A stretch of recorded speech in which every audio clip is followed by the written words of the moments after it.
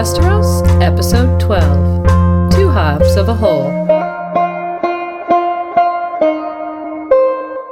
Hello listeners, hope you're all doing well today, and welcome to another episode of Radio Westeros. I'm Yolkboy in England. And I'm Lady Guinevere in Boston, and thanks for joining us today. So, today we have an episode for you all about Jaime and Cersei Lannister. Two intriguing characters, both individually and within their relationship, that might or might not belong together. And so we'll start with a brief overview and get a grounding of their early function in the plot, their relationship with each other, and we promise to use the word twincest at least once. I don't see how we can avoid it. So, after establishing the relationship between the two, then we'll look at Jaime individually, his relationship with knighthood, and his redemption arc. After that, we'll consider Cersei on her own, paying close attention to her association with power and corruption. Then we'll take a close look at the Valonqar prophecy and its effect in story, as well as presenting what we think might be at the heart of this puzzle.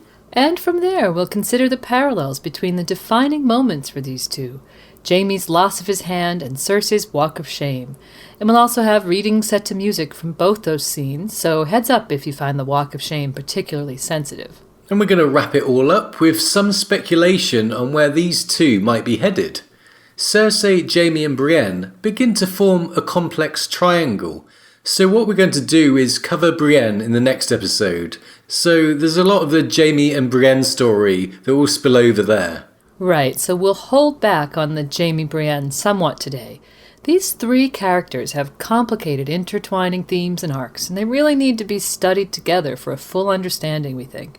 And with us covering two of them today, this episode will run a little longer than our usual hour and a half. Yes, so if it's too long, have a break in the middle, but we really hope that you stay with us for this bumper 2-hour episode.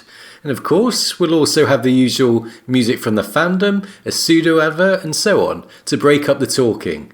So, let's get started with Jaime and Cersei Lannister.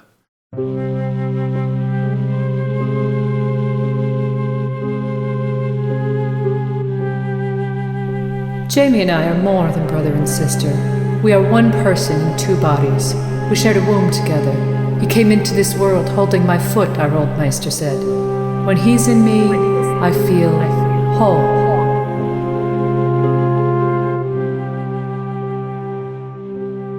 Okay, so this is the first time that we've covered a duo on our podcast.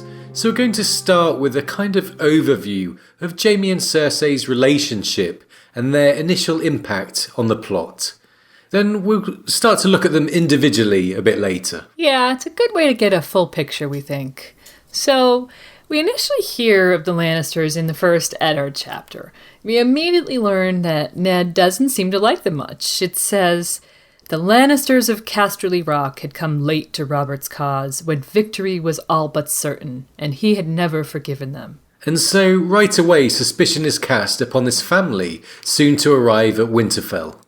With the Starks already established as unspoken good guys, a close-knit, honourable, quite affectionate family, Ned's wariness of, quote, an infestation of Lannisters is passed on to the reader.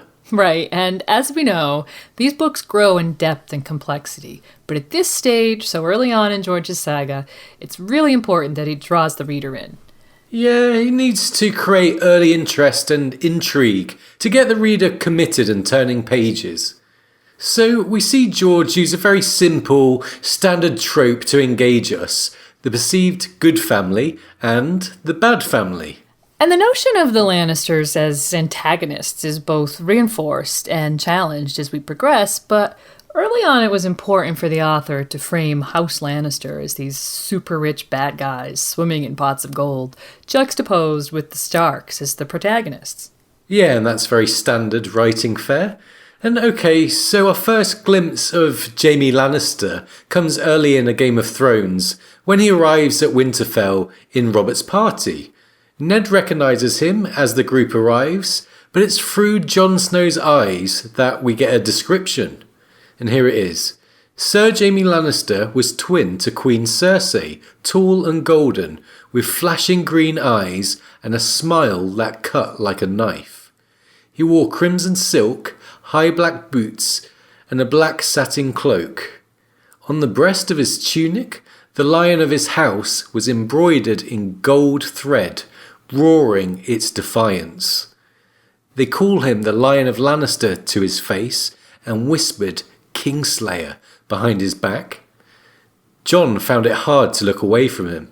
This is what a king should look like, he thought to himself, as the man passed. So, the visual of the defiant lion on his breast turns out to be extremely apt for Jaime, as we'll see.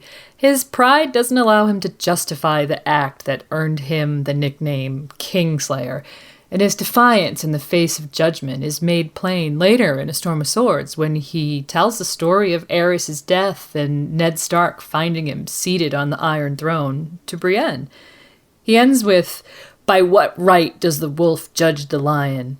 So here we can see clearly the inner conflict that's only been hinted at and which really defines his character. Yeah, and we also get glimpses of Cersei's defiance throughout A Game of Thrones. Perhaps most notably when she's hit by Robert and vows to wear it like a badge of honour. And a first physical description of Cersei also comes from the observant Jon, obviously very similar to Jaime's, and we get an interesting assessment from Jon on the Golden Queen. Yeah, it says, even at 14, Jon could see through her smile. So again, we're being set up to see the Lannisters as antagonists to the Starks. Also, through Jon's descriptions, the stage is set for George leading us to believe that these two are similar, that they're soulmates. And as we soon learn, their relationship runs deeper than first thought. Yes, their relationship does run a little bit deeper, and their depiction as two inseparable souls is encapsulated later on with Cersei's shameless confession to Ned in the Godswood at King's Landing, and we'll have a reading of that scene shortly, but two halves of a whole is the gist of that conversation. Yes, it is, but first, Cersei and Jaime are revealed to be lovers to us through that infamous Bran point of view where he's pushed from the window. But the romantic relationship between the twins stretches back a long way. Yeah, and here's the quote. Even as children, they would creep into each other's beds and sleep with their arms entwined, even in the womb. Long before his sister's flowering or the advent of his own manhood, they had seen mares and stallions in the fields and dogs and bitches in the kennels, and played at doing the same. Once their mother's maid had caught them at it. He did not recall just what they had been doing, but whatever it was had horrified Lady Joanna. So, this relationship grew. Yes, that escalated. Yeah, quickly. Very quickly. So, here their mother, Joanna, separates the pair by a long distance and actually keeps the story from their father, Tywin. This underlines two things. The theme of Jaime and Cersei trying to be together in the face of separation, and the theme of them keeping their secret, both of which are necessary to their relationship and central to their arcs. Yeah, so Jaime eventually left Casterly Rock to squire for 4 years, remembering that Jaime could, quote, never bear to be long apart from his twin. And when he returns to Cersei at age 15, she's more passionate than ever, and their sexual relationship actually ups pace. She tells him about Tywin's plan to betroth him to Lysa Tully, and that she wants him to join the Kingsguard instead, to be near her. And he's a bit reluctant at first, but she uses their physical relationship to win him over and convince him. It says, every time he went to sleep, she woke him again. By morning, Casterly Rock seemed a small price to pay to be near her always. So, signs that Jaime would do almost anything to be close to his sister. Like the things he'll do for love. Yes, so Jaime joins the Kingsguard in order to be close to Cersei. However, this ploy backfires when Cersei is sent back to Casterly Rock. The two halves of a whole seem to find it very difficult to get what they want, each other, And the power of their bond and yearning is obviously very, very strong. Yes, it seems to be. And so the theme of Jaime and Cersei being separated is one that grows in complexity further into the books, and we'll explore how that changes them today. Another theme we mentioned is their secrecy. Their incestuous union is not only a taboo, it would probably be considered high treason, as it not only has the capability to shame the Lannister name, but compromises the leadership structure of the entire Seven Kingdoms. Right. We learn that not only did he slay the last king, but Jaime is now cuckolding King Robert Baratheon. He's sleeping with the Queen, and the 3 heirs to the Iron Throne are illegitimate bastard children born of twincest. Ha! Beat that. Yes, that does take some beating, doesn't it? Right. I think Robert must have been deep in his cups for a long time not to notice this happening. As usual.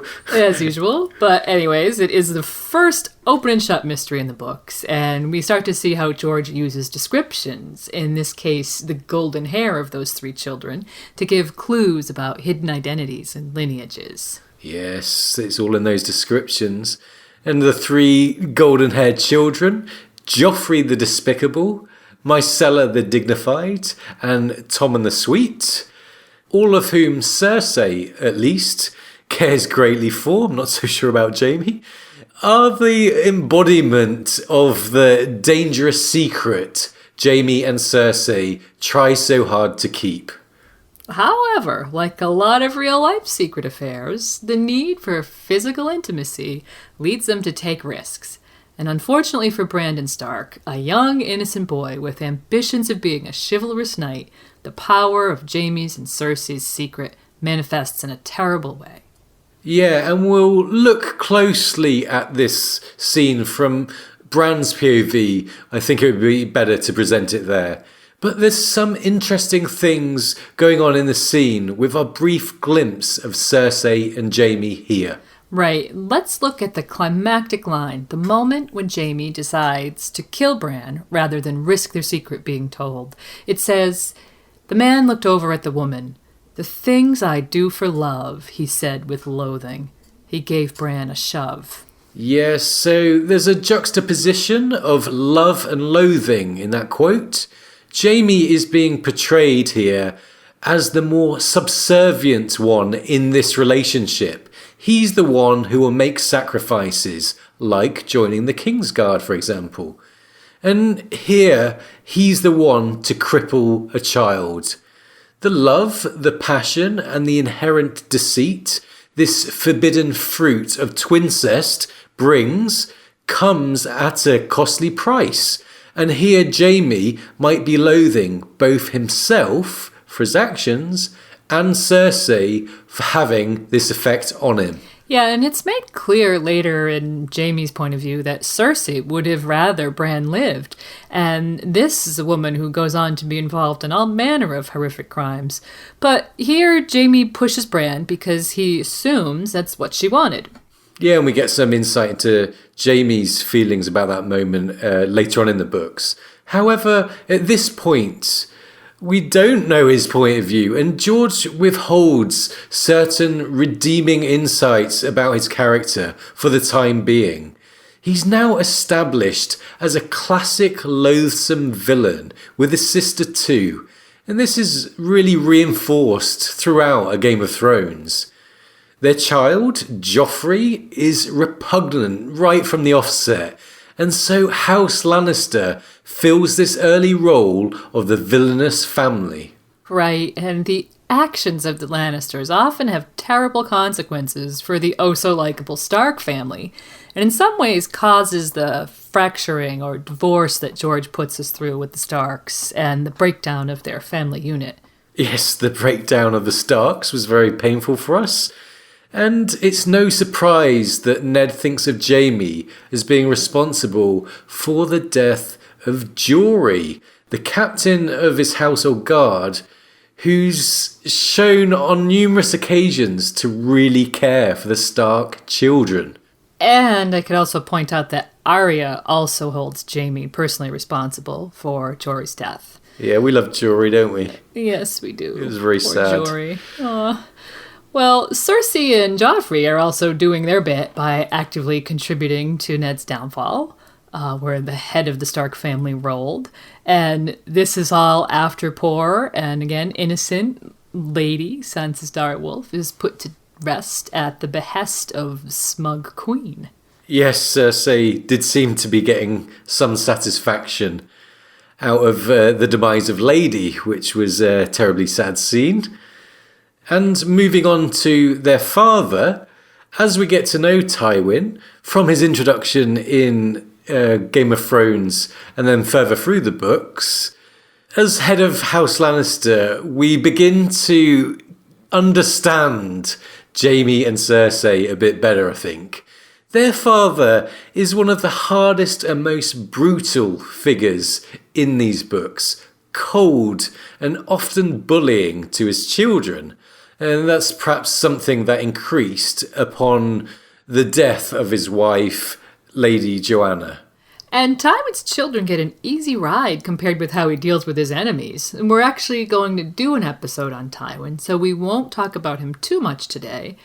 But with his obsession with Lannister pride, Tywin's impact on Jaime and Cersei, and also his presence as another prominent mean Lannister should not be underestimated.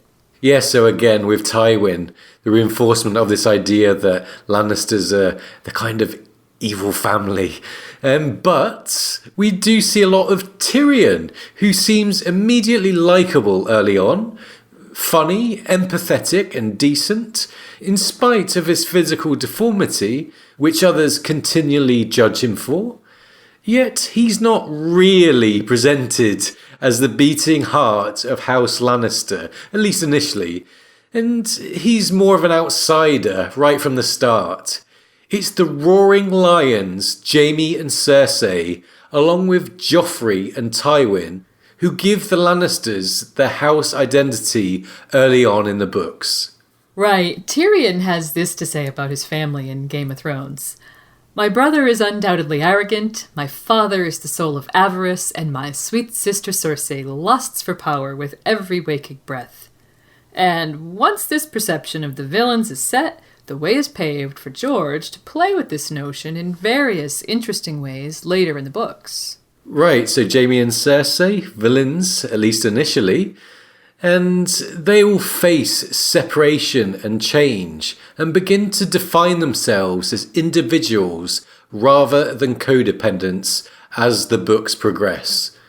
Both of their arcs are fascinating, and you really have to understand them in tandem, which is why we really had to cover both of them in one episode today. Yeah, we really did. So, Jaime and Cersei, two halves of a whole. In our research for this episode, we made an interesting catch about this idea. Yes, this is how hard we study to make an episode. In Storm of Swords, Jaime thinks, if I were a woman, I'd be Cersei. And in Feast, we get this from Cersei. If I were a man, I would be Jaime. Yes, just one of those small but satisfying catches that you get when you look over the books. Okay, so it's worth mentioning that two people can be halves of a whole, yet not be perfect mirrors of each other. Yeah, and although Tyrion actually thinks of Cersei as a reflection of Jaime, if you consider yin and yang, a whole can be made up of two opposite or complementary forces. Right, so whether Jaime and Cersei are quite as alike as they think they are is something we'll look at today. And as villains, early in the story at least, Jaime and Cersei are as vital to the plot as Ned Stark. They're both wonderfully crafted characters whose relationship opens up many intriguing dynamics and themes as George begins to weave complexity, grayness, and backstory through their individual and combined arcs. Yeah, their relationship is definitely more complex than you first think. And on the subject of Cersei and Ned Stark, here's that rather unapologetic confession from the Lioness of House Lannister from A Game of Thrones. Ned touched her cheek gently. Has he done this before? Once or twice. She shied away from his hand. Never on the face before. Jaime would have killed him, even if it meant his own life. Cersei looked at him defiantly. My brother is worth 100 of your friend. Your brother or your lover? Both. She did not flinch from the truth. Since we were children together. And why not? The Targaryens wed brother to sister for 300 years to keep the bloodlines pure, and Jaime and I are more than brother and sister. We are one person in 2 bodies. We shared a womb together. He came into this world holding my foot, our old maester said. When he is in me, I feel whole. The ghost of a smile flitted over her lips. My son, Bran. To her credit, Cersei did not look away. He saw us. You love your children, do you not? Robert had asked him the very same question the morning of the melee. He gave her the same answer. With all my heart. No less do I love mine. Ned thought, if it came to that, the life of some child I did not know, against Robb and Sansa and Arya and Bran and Rickon, what would I do? Even more so, what would Catelyn do if it were Jon's life against the children of her body? He did not know. He prayed he never would. All 3, the Jaimes, he said. It was not a question. Thank the gods.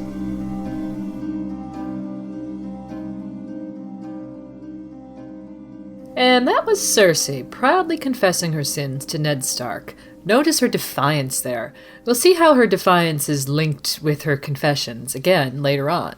And of course, later on in that scene, she gives Ned a quick lesson on playing the Game of Thrones, as well as mentioning the moment Ned caught Jaime sitting on the Iron Throne after slaying his own king. With that in mind, it's time to look at Jaime's relationship with honour and his redemption arc.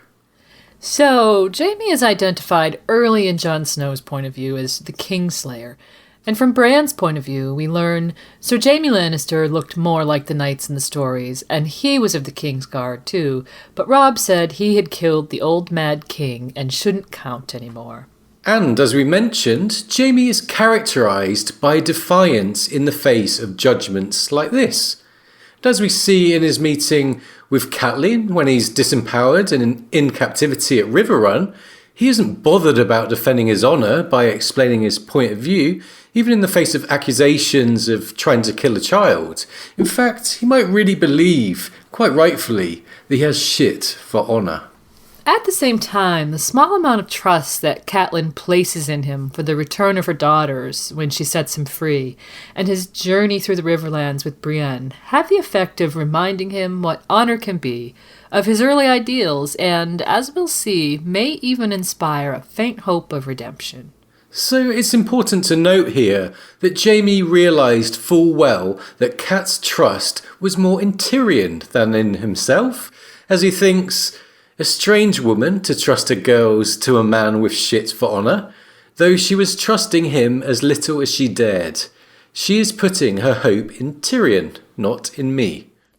And of course, Cat has little enough reason to trust either of the Lannister brothers, and to this point in the story, the picture we have of Jaime is one of a man who's at once restless and quick to anger, as the Blackfish told Robb, and who, in the words of Ned Stark, swore a vow to protect his king's life with his own, and then opened that king's throat with a sword. And also don't forget Sir Barristan, in Bran's estimation, the greatest living knight.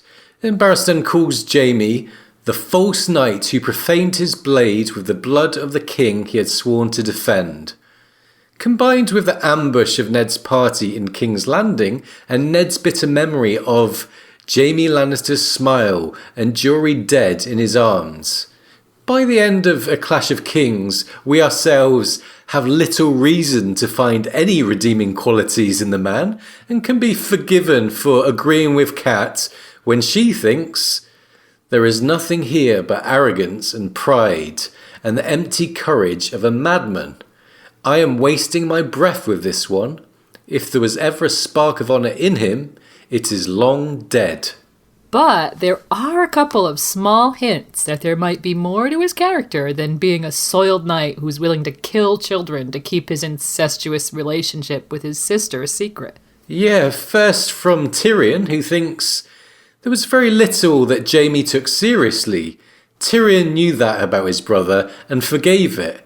During all the terrible long years of his childhood, only Jaime had ever shown him the smallest measure of affection or respect. And for that, Tyrion was willing to forgive him most anything. So his little brother looks up to him and loves him. And then there's the story that he tells Catelyn in her final point of view in A Clash of Kings about the deaths of Rickard and Brandon Stark. This is one of the first hints that we get that there may have been extenuating circumstances in the death of Aerys Targaryen. While Jaime is quick to deny that vengeance for the Starks had anything to do with his murder of the king, George has sown the seeds of doubt in our minds. Yes, the seeds of doubt which come to grow. And in that scene with Cat, when she accuses him of forsaking every vow you ever swore, we get this interesting rejoinder from Jaime. So many vows. They make you swear and swear. Defend the king, obey the king, keep his secrets, do his bidding, your life for his. But obey your father, love your sister, protect the innocent, defend the weak, respect the gods, obey the laws. It's too much. No matter what you do, you're forsaking one vow or the other. So the inner conflict we mentioned earlier is spelled out here. And in spite of her disdain for this man who tried to take her child's life, and her clear understanding of the consequences of her freeing him, Cat decides to send him to Tyrion in exchange for her daughters. So if you think about it, Cat must have trusted Jaime just a little bit. As we learn in his first POV chapter in A Storm of Swords, this decision involved a lot of vowing. In spite of his admitted conflicts with vows, Cat has decided to put her faith in Jaime's vows made at sword point. Swear that you will never again take up arms against Stark nor Tully. Swear that you will compel your brother to honour his pledge to return my daughters safe and unharmed. Swear on your honour as a knight, on your honour as a Lannister, on your honour as a sworn brother of the King's Guard. Swear it by your sister's life, and your father's and your son's, by the old gods and the new. And I'll send you back to your sister. Refuse, and I will have your blood. And as we'll see, he really ends up taking these vows seriously. So, as he's traveling the Riverlands with Brienne, who despises him for his crimes, we learn a few things about Jaime. When she asks, "Why did you take the oath? Why don the white cloak if you meant to betray all it stood for?" His glib answer about his youth, which was meant as a shield to his true reasons, fails to satisfy her. In his internal monologue, though, and as we talked about earlier, he recalls the scheme by his sister which led to his investiture into the King's Guard, Tywin's resignation as Hand, and Cersei's return to Castle Rock. Jaime, as we alluded to, was taken in by that same villain that snared Robb Stark, a teenage boy's libido. All right. And one more thing we learned during that exchange with Brienne is that he's fiercely proud of his knighthood and how he earned it. He tells her, "I earned my knighthood. Nothing was given to me. I won a tourney melee at 13 when I was yet a squire. At 15, I rode with Sir Arthur Dane against the Kingswood Brotherhood, and he knighted me on the battlefield. It was that white cloak that soiled me, not the other way around." Yeah, so he's really proud of his knighthood there, but also he's quite angry in that scene. And we later learn that Jaime quickly realised why he'd been chosen for the King's Guard. And this kind of contrasts with his pride for his knighthood. The journey through the Riverlands provokes many memories of the year of the false spring, and he thinks Aerys had chosen him to spite his father, to rob Lord Tywin of his heir. Even now, all these years later, the thought was still bitter.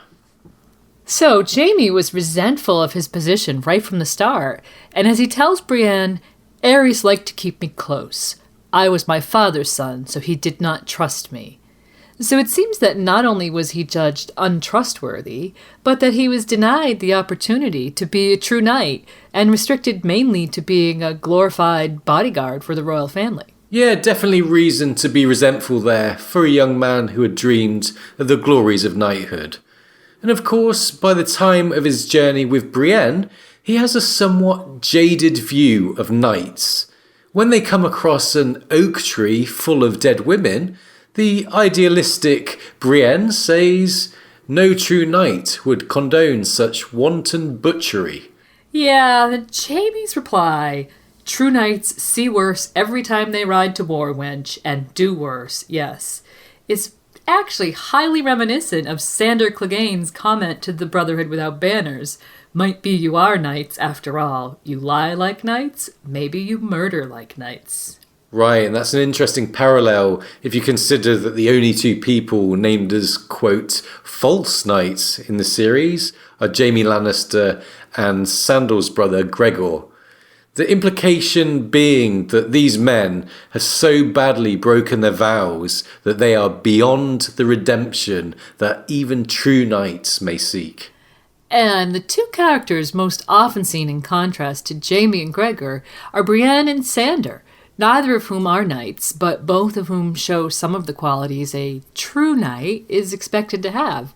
And in contrast to Sir Gregor, Jaime embarks on a redemption arc early in A Storm of Swords. Yeah, the first hint that we get is actually just before the two are taken by the brave companions, when he thinks he had decided that he would return Sansa, and the younger girl as well, if she could be found.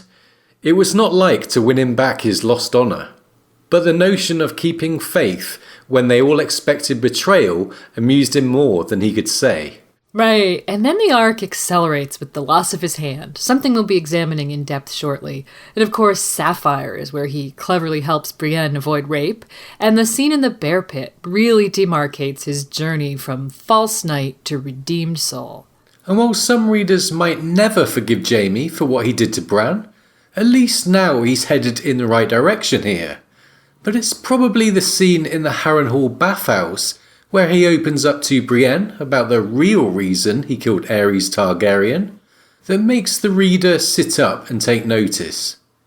This man might not be a vicious and self-interested killer.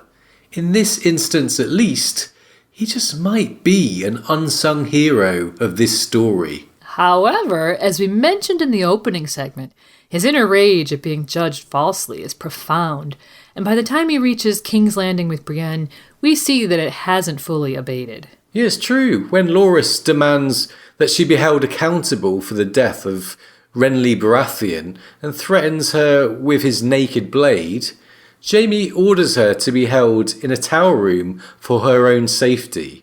But Brienne's big blue eyes were full of hurt as she was led away, and he thinks to himself, why must they misunderstand every bloody thing he did? This really underlines his continued frustration with this theme which has plagued him since Aerys chose him for the King's Guard. So, when he's ultimately reunited with his family, it's made very clear that his journey in the Riverlands has changed him in a fundamental way. He still has the bitterness that comes from being continually misjudged, but we get little hints, like this thought he has when reflecting about Joffrey's death. Jaime was sick of lies. And then Cersei's remark to him soon after, "You're changed." Yeah, and then he quarrels with Tywin over the notion of duty when he hears of this scheme to marry Cersei to Oberyn Martell and Jaime to Margaery Tyrell. Yep, Tywin wanted Jaime to forsake the King's Guard, which he had stuck with for all these years in spite of his disillusion and dishonor. And when he realized the reasons Aerys chose him, he recalled he would have ripped the cloak off then and there if he could have, but it was too late. He had said the words whilst half the realm looked on, and a King's Guard served for life. So it seems that in spite of his reputation, we've been shown that the King's Guard is something that he takes rather seriously. And when Tywin tells Jaime what's expected of him, in that purely Tywin-esque way that brooks no opposition, Jaime refuses. Here's the passage. "No, Jaime had heard all that he could stand, more than he could stand. He was sick of it, sick of lords and lies, sick of his father, his sister, sick of the whole bloody business. No, no, no, no, no! How many times must I say no before you'll hear it? I am a knight of the King's Guard, the Lord Commander of the King's Guard, and that's all I mean to be.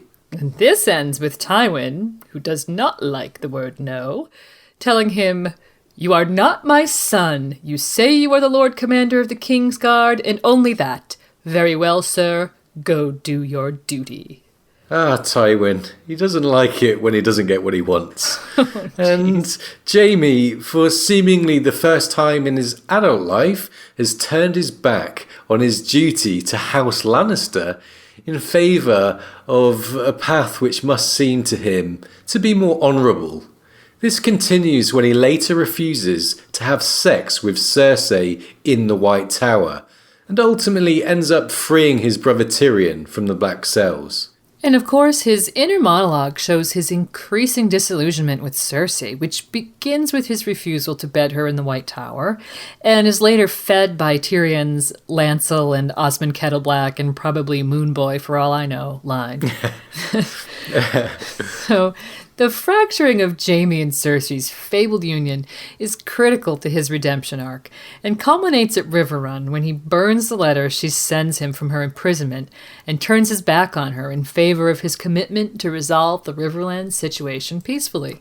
And we see in his travels in the Riverlands that he is not only resolved to bring matters there to a conclusion as peacefully as possible, but that he is determined to keep his vow to Cat, to never again take up arms against Stark nor Tully.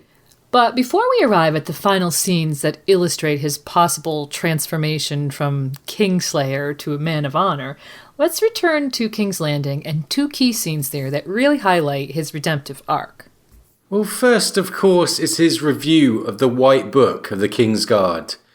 He thinks his deeds recorded on the pages there are rather scant and mingy, and finds himself recalling the lost days of his youth, before dishonour had changed him. Yes, when he thinks of his dead Kingsguard brothers, he wonders, and me, that boy I was, when did he die, I wonder? When I donned the white cloak? When I opened Aerys' throat? That boy had wanted to be Sir Arthur Dane, but someplace along the way he had become the Smiling Knight instead. Yeah, the Smiling Knight, the notorious outlaw. So then his musing over the White Book culminates when he has Brienne summoned to him and sends her off on a quest to make good our stupid vows to your precious dead Lady Catelyn. And he gives her the sword Oathkeeper and tells her that she'll be defending Ned Stark's daughter with Ned Stark's own steel. And Jaime also tells Brienne, "I've made kings and unmade them. Sansa Stark is my last chance for honor." And then, in spite of a moment of misunderstanding, which really irks Jaime, Brienne promises to, quote, "find the girl and keep her safe, for her lady mother's sake and for yours." And this is an oath we know she'll take very seriously, and that we'll be looking at in our next episode when we cover Brienne, and these two will be looked at in a lot more detail there. Yes, so more Brienne and Jaime next time. And Jaime's narrative with the White Book comes to a close when he records the truth of his movements during the War of the Five Kings, and viewing the blank page that remains, the very embodiment of a tabula rasa, thinks he could write whatever he chose henceforth, whatever he chose. So it seems like in this act, Jaime has chosen the path of honor, setting in motion a hoped-for rescue that could not only injure his own house, but, if he believes the accusations of his sister, allow his son's murderess to go free. Yeah, that's true, and it's really made plain here that Jaime has developed a keen appreciation for Brienne of Tarth, admiring not only her honour, her conviction and her abilities, but her big blue eyes as well. He has even made a point of using her proper name, instead of wench, as he called her so many times, and has written about her in the White Book, delivering him safely to King's Landing. And then later he has a rather forceful exchange with Red Ronnet Connington at Harrenhal, wherein he not only insists that Ronnet use her proper name and title, but he knocks him flat with his golden hand. Yes, it's a great scene. Red Ronnet was really disrespectful about Brienne, and that had a history, which we'll cover next episode. And Jaime really took issue with this. After slugging him in the face with the golden hand, he tells Ronnet, "You are speaking of a highborn lady, sir. Call her by her name. Call her Brienne." So, this moment of defending Brienne marks a huge change in Jaime. He himself has belittled her and failed to use her proper name, but he seems like he's taken on board the similarities that has to the hated nickname and reputation he himself has had to bear, and as we mentioned, he's gained an appreciation and respect for Brienne as a person. Yes, so as it turns out, Jaime and Brienne actually have a few things in common, which is probably why it comes as no surprise that when Brienne finds him encamped at Pennytree months later and begs him to come with her because she's found the girl, but you will need to come alone, elsewise the hound will kill her, he apparently leaves alone with her with absolutely no hesitation, it seems. And this, in our view, is the true culmination of Jaime's redemption arc, though whether it results in tragedy or triumph remains to be seen. They both seem to have made a major choice there. And so what's up next, Lady Gwyn? Well, now it's time for a song from the fandom, after which we'll be taking a look at Cersei and her relationship with power and her perception of herself as a player in the Game of Thrones. Okay, so here's the music. It's a rapper called Beefy with his Lannister song, Hear Me Roar. Alright gang, let's take a knee. This counts as a literary rap song because this is a spoiler alert for you as far as Game of Thrones and A Song of Ice and Fire is concerned. So if you haven't read the books, but you're watching the show, that's dope, but you need to also not listen to the song if you're not gonna read the books. Sorry. I'm not a blacksmith, I'm not your bread baker. Golden lion cub, they call me Kingslayer. Just because I did what nobody else had the heart to do. Mad King Ares kept on murdering his number 2. The day I won this tournament, I made a life decision.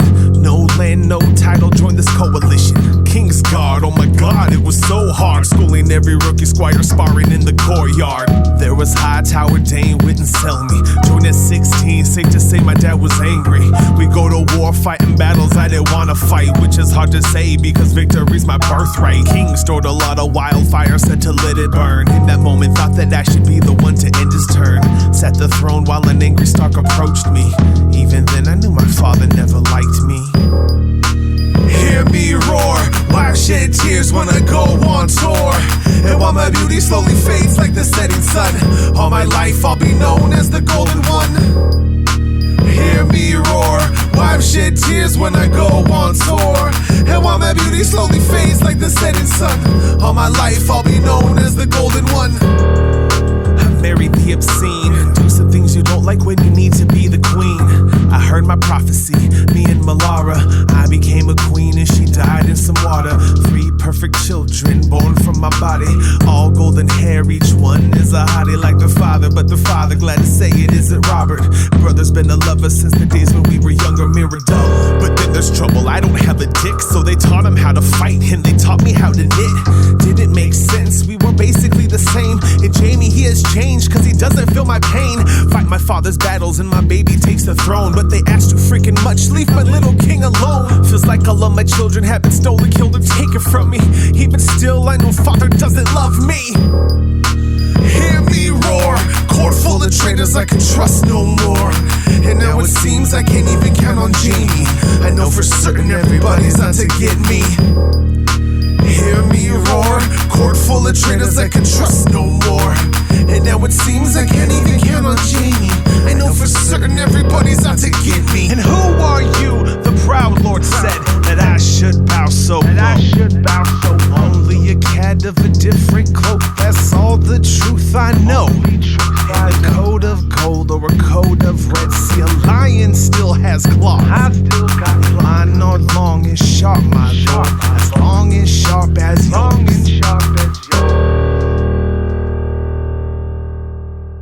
And that was an excellent rap song from an artist called Beefy. That was Hear Me Roar. Yeah, great lyrics and music. Beefy summarizes Jaime and Cersei really well.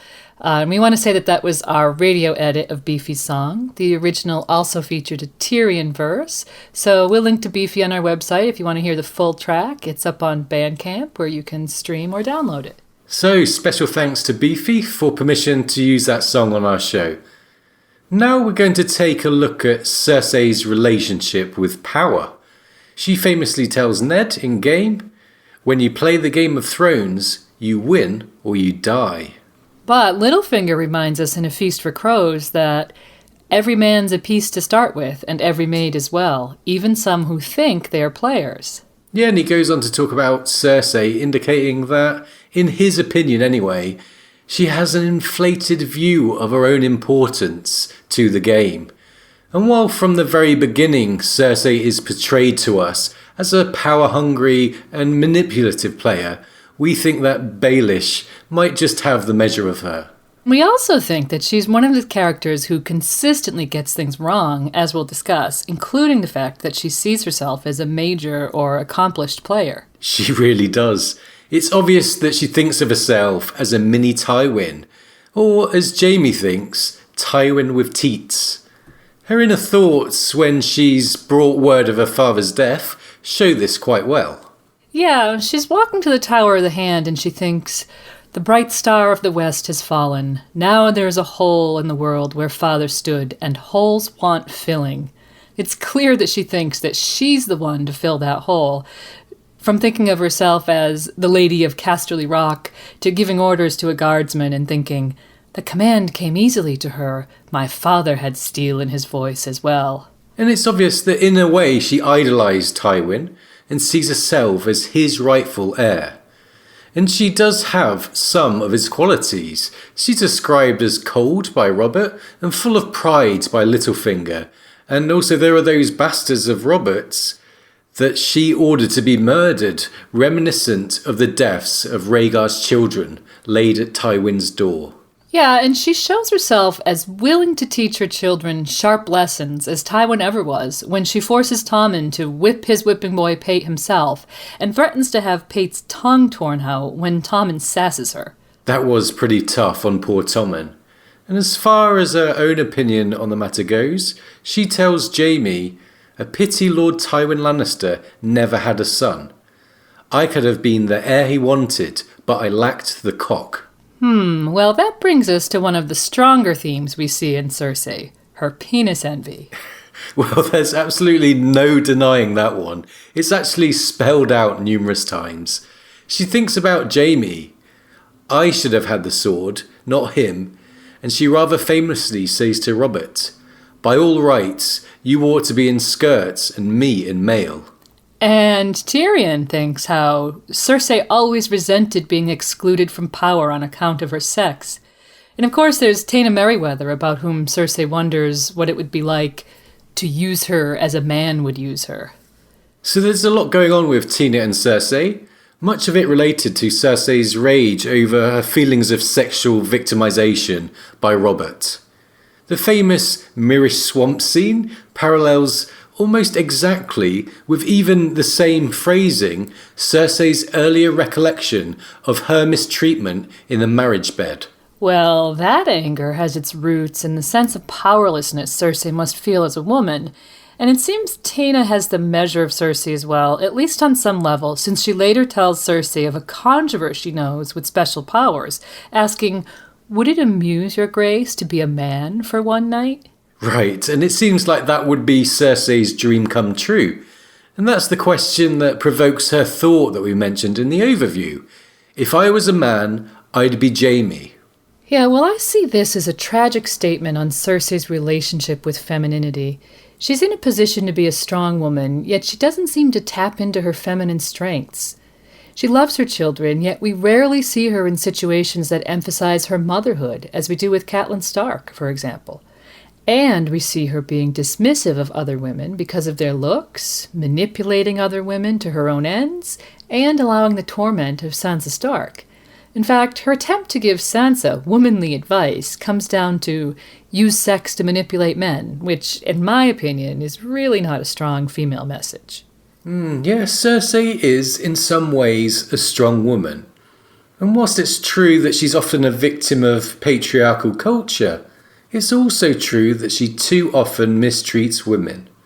Let's not forget the ladies that she hands over to Qyburn for his experiments, her maid Sanel, whom she suspected of spying for the Tyrells, the female puppeteers who had the gall to perform a show where a haughty lion was devoured by a dragon, and then even Felice Stokeworth, who had dangerous knowledge of Cersei's inane plot to have Ser Bronn killed.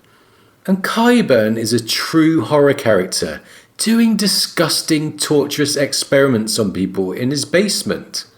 The supply of females to him is despicable and makes Cersei complicit in his vile inhumanity. While I can't imagine what those women went through, Cersei doesn't seem to care. It's an almost sociopathic lack of empathy that we see from Cersei. Yeah, and given her lack of empathy overall, I think sociopath might be a good diagnosis. Anyway, we thought it would be interesting to see what her brothers, her close family, think of her, and so we found quotes from both. Right, we did. So let's have a look at the Jaime quote first. His sister liked to think of herself as Lord Tywin with teats, but she was wrong. Their father had been as relentless and implacable as a glacier, where Cersei was all wildfire, especially when thwarted. She does not lack for wits, but she has no judgment and no patience. And from Tyrion we get, Cersei is as gentle as King Maegor, as selfless as Aegon the Unworthy, as wise as Mad Aerys. She never forgets a slight, real or imagined. She takes caution for cowardice and dissent for defiance. And she is greedy. Greedy for power, for honor, for love. Yes, that's some of the opinions about Cersei from her family, and a couple of interesting points there to discuss. Her beloved Jaime thinks about Cersei's lack of judgment and patience, two things that will really contribute to her ultimate downfall. But Tyrion's words are even more interesting. He's obviously got a very low opinion of his sister. Remember on another occasion, he thinks that Cersei was not without a certain low cunning. But there's one incredibly perceptive observation there. Tyrion notes Cersei's greed for love. It seems a little bit out of place there, since we've come to know Cersei as the adored daughter of a great lord, famed for her beauty, and absolutely vain and shallow in her perception of physical attractiveness. Right, and it's not like she's ever presented as affectionate or cuddly, even with her children. So, greedy for love? We think there's some pathos here. Remember, Cersei lost her mother at a very young age and has never forgiven her brother Tyrion for it. Unlike Jaime, who in his recollections doesn't seem that bothered by the loss of Joanna, it might have been a defining event for Cersei, who afterwards grew up without a female role model. And it's pretty obvious that in some ways she adored her father, but knowing Tywin, it seems unlikely he returned her adoration with anything approaching affection. And when she was grown, he married her off to the most advantageous party without a thought for her happiness. Yeah, to King Robert Baratheon. And while that was the reality of her culture, for someone who obviously likes to have a sense of power, it must have been a bitter blow, and a real sense of helplessness might have kicked in, especially as the reality of her dynamics with Robert became apparent. And we see an echo of that in the scene where Tywin tells her she must remarry for the good of her house. She's absolutely furious, but Tyrion, whose point of view we see this through, notes that, in the end, she will do as father bid. She had proved that with Robert. So it seems pretty much like Tywin has always treated Cersei like an asset. She might have even felt bullied to an extent. In the scene, if you read it through, it seems like bullying for sure. Yes, it does. And we should also remember that in her view, Robert was a drunken brute who assaulted her in the marriage bed. She thinks, Robert Baratheon, the first of his name, may there never be a second. A dim, drunken brute of a man, let him weep in hell. And she recalls the only time he'd ever made her wet was on their wedding night. Yeah, and there's definite sadness there, remembering that she told Ned that that was the night Robert called her Lyanna.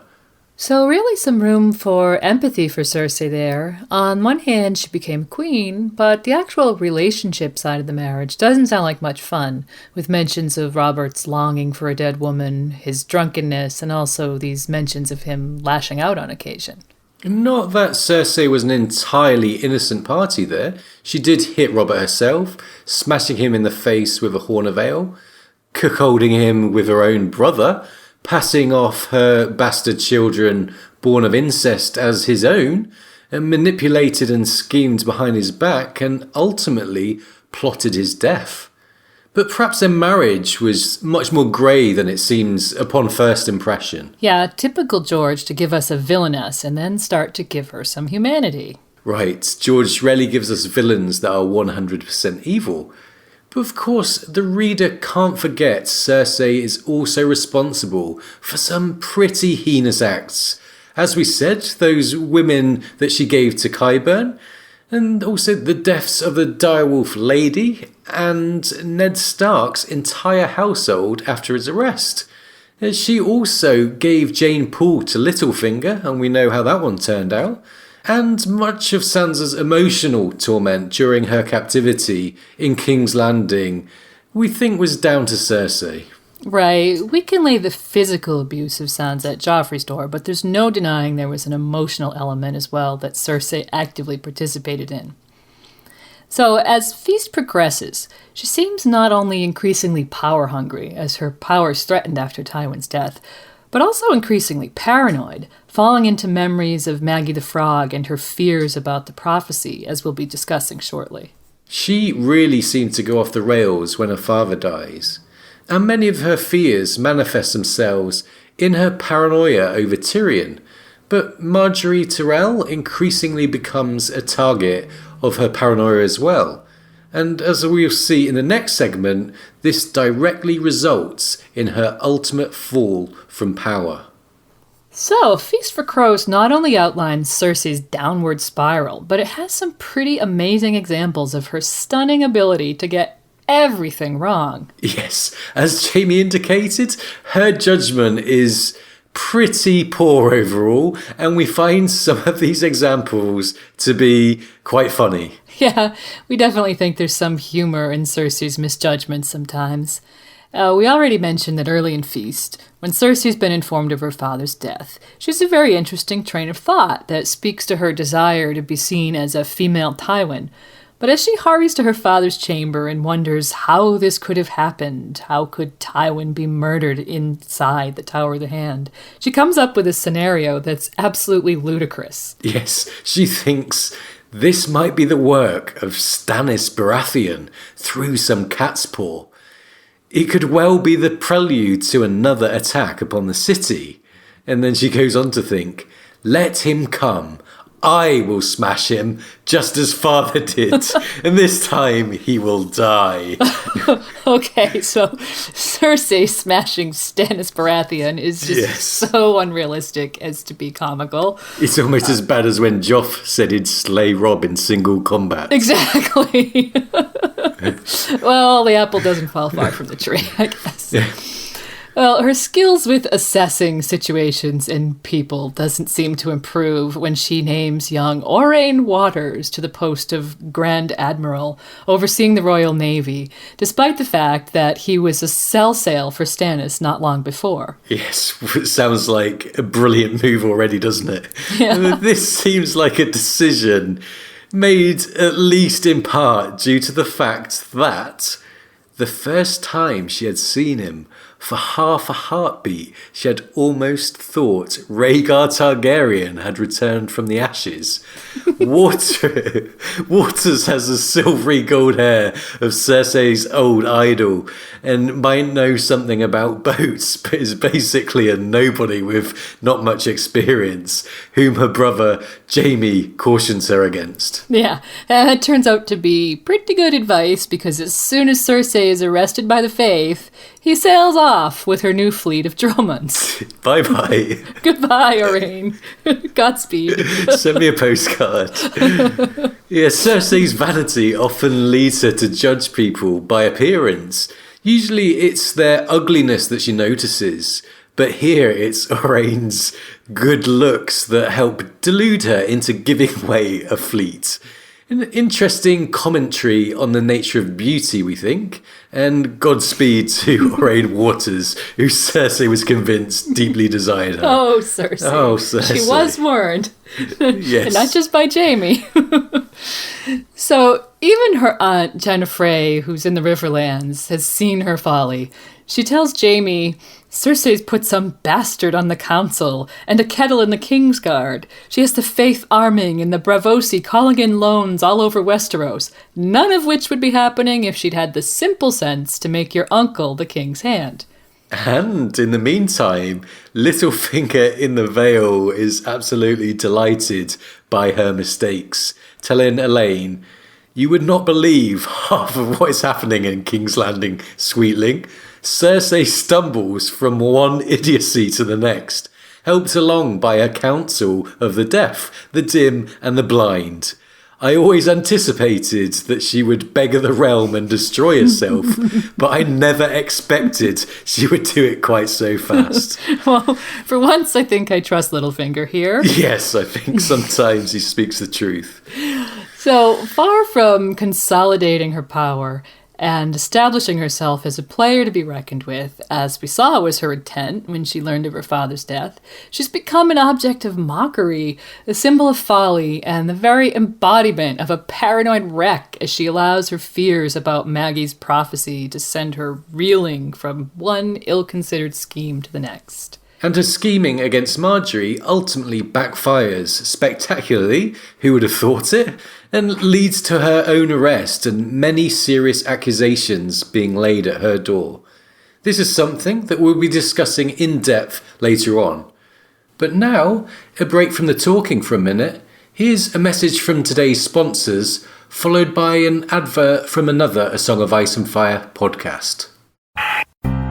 Today's episode of Radio Westeros is brought to you by Lannisport Legal Aid Foundation. When you or your family members are in legal trouble, call us. If you've hired an unsavory character who makes off with your employer's navy, we can mitigate your liability. If you've pushed your coworker's child from a window, committed regicide, deicide, incest, or high treason, we've got you covered. Our champion will work tirelessly for your exoneration, stopping at nothing to prove your innocence. Lannisport Legal Aid Foundation, a solid gold defense. All fees are non-refundable and payable in gold and in full upon retention of service. Hey sirs and ladies, I'm Scad. I'm Brooke. And I'm Matt. And we are the Davos Fingers. The Davos Fingers podcast is a chapter-by-chapter analysis of the Song and Ice and Fire series. Our MO is to keep it fun yet insightful, but we do like to go deep. That's what she said. While still maintaining a healthy dose of f***ing irreverence.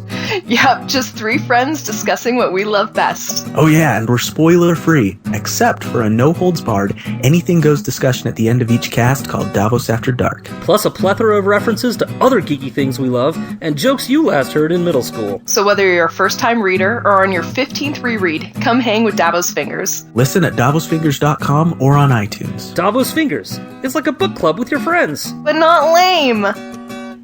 Nailed it! And there's a message from Lannisport Legal Aid with an advert by the Davos Fingers podcast. And we welcome ads from any A Song of Ice and Fire podcast here. Just some fun for us podcasters, so get in touch if you like. And thanks to Davos Fingers. Those guys are awesome. Yeah, hi guys, that was great, so thanks. Yes, it was. And check out the Davos Fingers podcast for an unspoiled reread. So where were we? Jaime and Cersei. Yeah, continuing on with the theme of Cersei's corruption and her heading towards a fall from grace, let's have a look at the Valonqar. When Cersei instigates Marjorie's arrest, which, as we said, backfires, the root of her motives here lie in a conversation with Qyburn about forestalling a certain prophecy. Yeah, so let's go back to early on in Feast. Cersei's arc takes a surprising turn as we enter A Feast for Crows, and we gain her point of view. We start to understand why she sometimes behaves the way she does, why her disdain for Tyrion is unquenchable and runs deeper than just blaming him for the death of her mother. And we see the sum of all her fears. We learn about the Valonqar prophecy. Yeah, the death of Joffrey at the hands of Tyrion in Cersei's mind seems to re-trigger an old obsession. Her first chapter in A Feast for Crows, and the first ever point of view from Cersei, opens with a dream. She's on the Iron Throne and things seem to be going well, until the dwarf appears as if from nowhere, pointing at her and howling with laughter.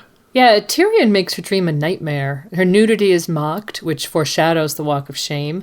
The Iron Throne begins to cut her, representing a loss of power, and she awakens in panic. Remembering that Cersei doesn't yet know of Tyrion's escape, it's the imp who actually first disturbs her in the dream, setting the tone for her Valonqar story to be unfurled later in Feast. So, in this dream, it turns out there's a culmination of Cersei's fears dating back to her childhood. Yeah, and right away after this dream, we get a real sense of how deep Cersei's fears are. When she's told about her father and a crossbow, even though she still believes Tyrion's in the Black Cells, her initial reaction is to think paranoid thoughts about her brother. It says, "I'm dreaming still," Cersei thought. "I have not woken, nor has my nightmare ended. Tyrion will creep out from under the bed soon and begin to laugh at me." Then Cersei reassures herself, and we get our first mention of the Valonqar.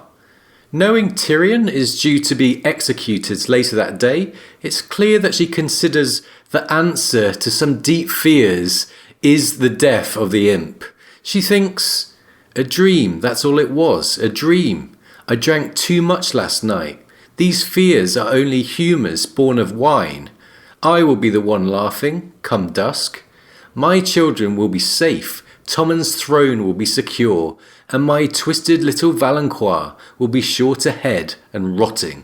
Yeah, the first time the word Valonqar is used, and still the reader's unsure exactly what's haunting Cersei. Then she's told about Tyrion's escape by Ser Boros. Her previous assuredness disappears in the blink of an eye as she realises her brother is now at large. And we get this. He killed father as he killed mother, as he killed Joff. The dwarf would come for her as well, the queen knew, just as the old woman had promised her in the dimness of that tent. I laughed in her face, but she had powers. I saw my future in a drop of blood. My doom. Her legs were weak as water. So, already in Cersei's first point of view, we know that in the past her doom has been predicted, and that Cersei ties that not only to herself, but the well-being of her family. And her internal monologue mentions Tyrion being in the walls and people being Tyrion's creatures, so we can see how paranoid she's become and how certain she is of this prophecy. This obviously all amounts to her believing Tyrion to be her nemesis. And then Cersei puts a price on Tyrion's head, thinking the prophecy can be cancelled.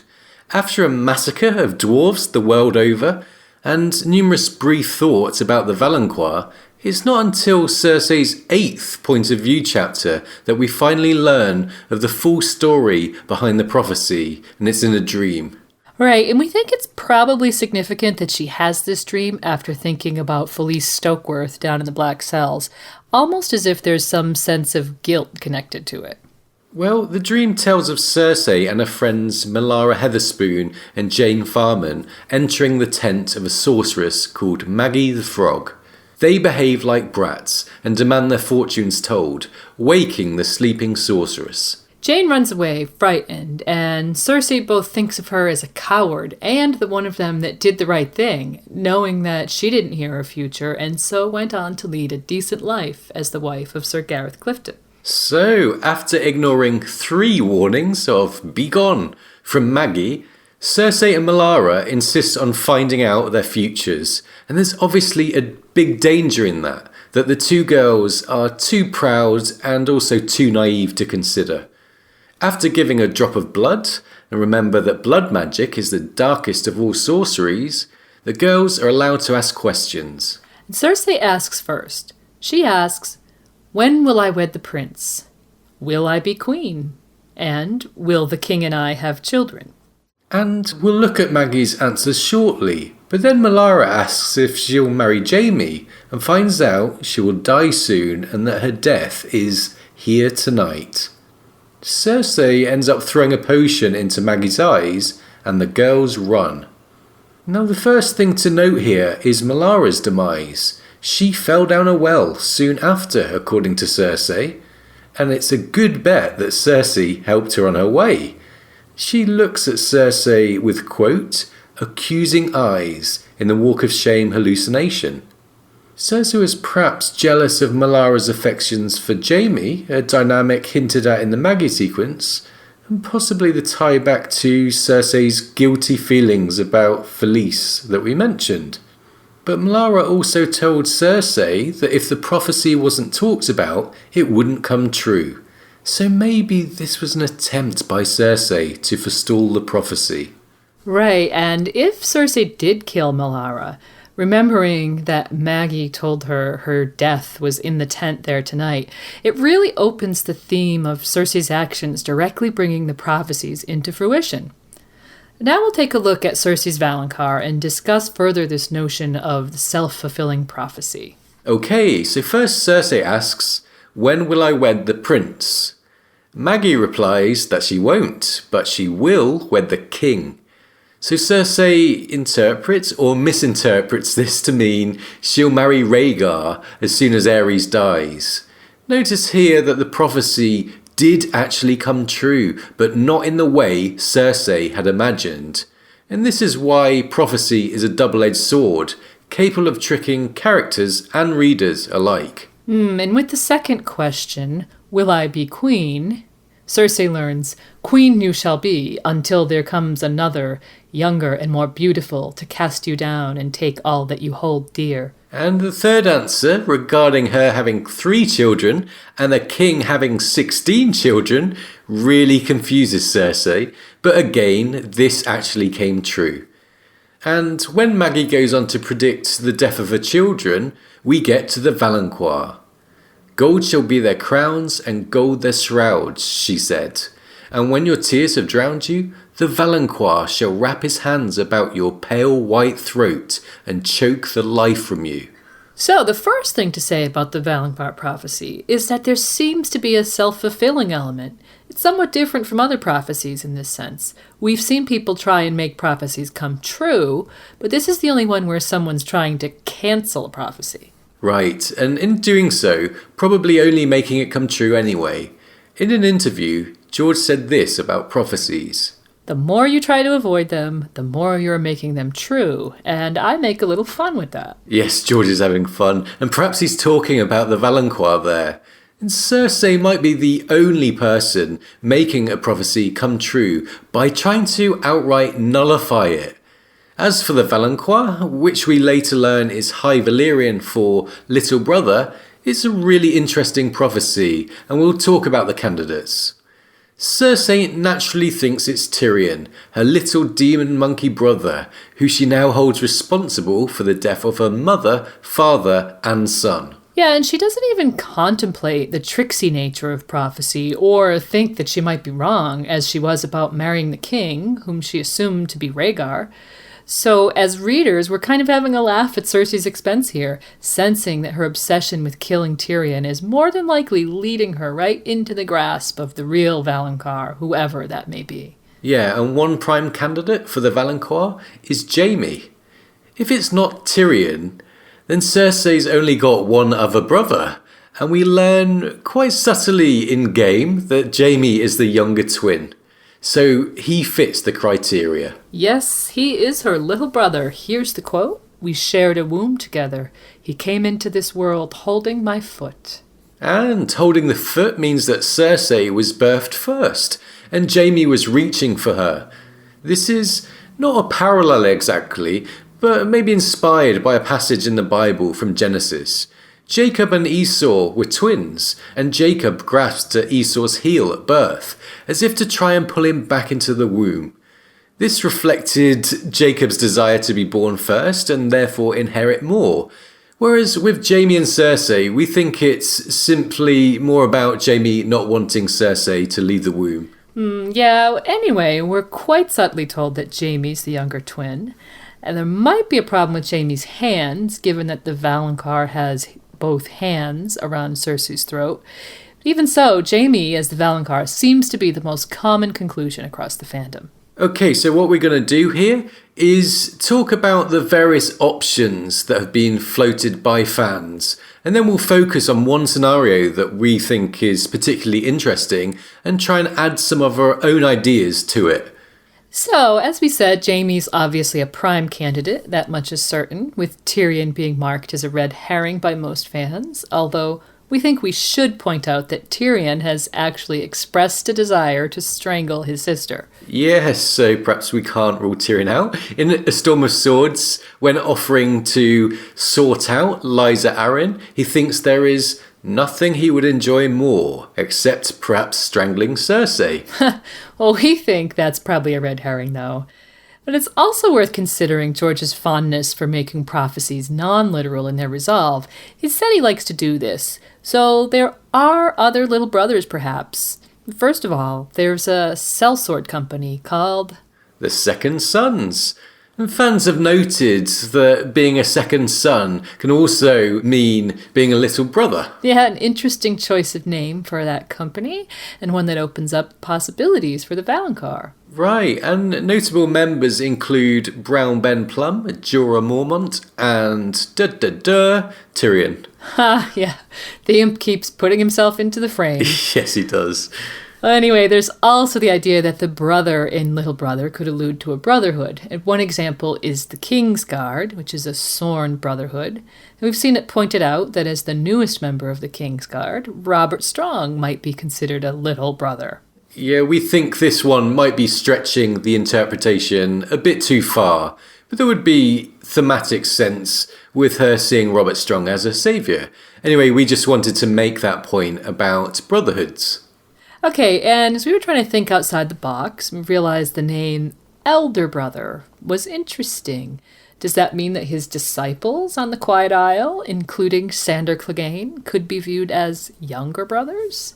Yeah, that would be an interesting one. But again, we think this might be a stretch to the interpretation. It's nice to consider the various options, though. And to really blow open the field, readers have picked up on Maggie's wording. It's the Valonqar.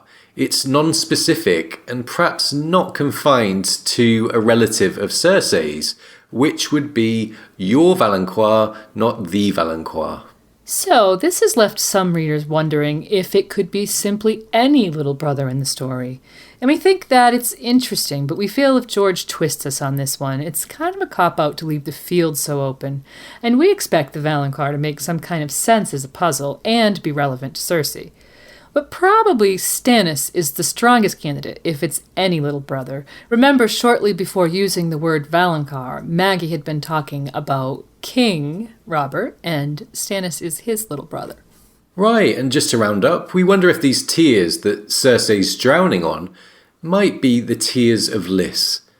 That would mean that she poisons herself before this Valonqar character finishes off the job. Anyway, let's look at the other pertinent parts of the prophecy. Queen you shall be until there comes another, younger and more beautiful, to cast you down and take all that you hold dear. And again, there's a host of options here. Looking at queens, there's obviously Marjorie, who Cersei has her chips on, but then there's Dany, and also there's Arianne and Myrcella as potential queens. And some people also like the idea of Sansa too, that I've read. Okay, so there are literal queens, or at least potential ones. But let's look again at the wording of that prophecy. Queen you shall be until there comes another, younger and more beautiful. Yeah, and we think, as others do, that there's ambiguity in the wording here. It doesn't say another queen, it simply says another. So this could mean until there comes another person, not necessarily another queen. Yeah, but Cersei tells Qyburn that Maggie had said, quote, another queen would come. Right, so here we see that Cersei has changed the wording of the prophecy. It's her interpretation she's laying out to Qyburn, not what Maggie actually said. Prophecy will bite your cock off, even if you only wish that you had one. And again, Cersei is a character who is frequently making mistakes, perhaps as she's doing here with Tyrion and this headhunt. Yeah, so this could open up the field once again. It doesn't have to be a queen. It's written to be interpreted either way. So candidates could thus include people like Brienne, who has a theme of inner beauty, for example. And we'd suggest that if this person isn't a queen, then it should be someone who's relevant to Cersei with a theme of beauty associated.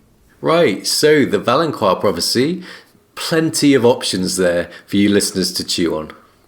Okay, so as regular listeners know by now, we like to add some fresh ideas when we talk about the mysteries of Ice and Fire. So we're going to look at one pairing and scenario and see if we can add some weight to it. Yeah, so let's go with Cersei, the Valonqar, and the one more beautiful, all being closely linked. It really makes sense to us if it's all quite personal and interlinked in this way. So we'll look at Jaime as Signor Valonqar and Brienne as the younger, more beautiful one. And as we'll see when we cover Brienne in the next episode, these three form a really intriguing triangle with many layers and themes, and the groundwork's really been laid for increased tensions between them. Yes, so with this Cersei, Jaime, Brienne triangle that we've talked about, we already have the storytelling logic. And this makes the combination of these characters the most meaningful within the story, we think. And remember that, in a way, Jaime already chose Brienne over his sister in A Dance with Dragons. Exactly, and it seems like George might have more in store for these three. So, Jaime is Cersei's little brother. We're told this very subtly. It's not dwelt upon by George or Cersei, and so that might be suspicious. He now has a golden hand, which might be problematic with the words, wrap his hands, plural, about your pale white throat. And so it would mean that the wrapping of hands was used loosely by Maggie. But we did find an interesting quote, Jaime's initial thoughts about his new hand. It says, "When I reach King's Landing, I'll have a new hand forged, a golden hand, and one day I'll use it to rip out Vargo Hoat's throat." Yes, Jaime at least wants to do things like this with his hand. I think we find the hand interesting counter-evidence for Jaime, but by no means a fatal flaw.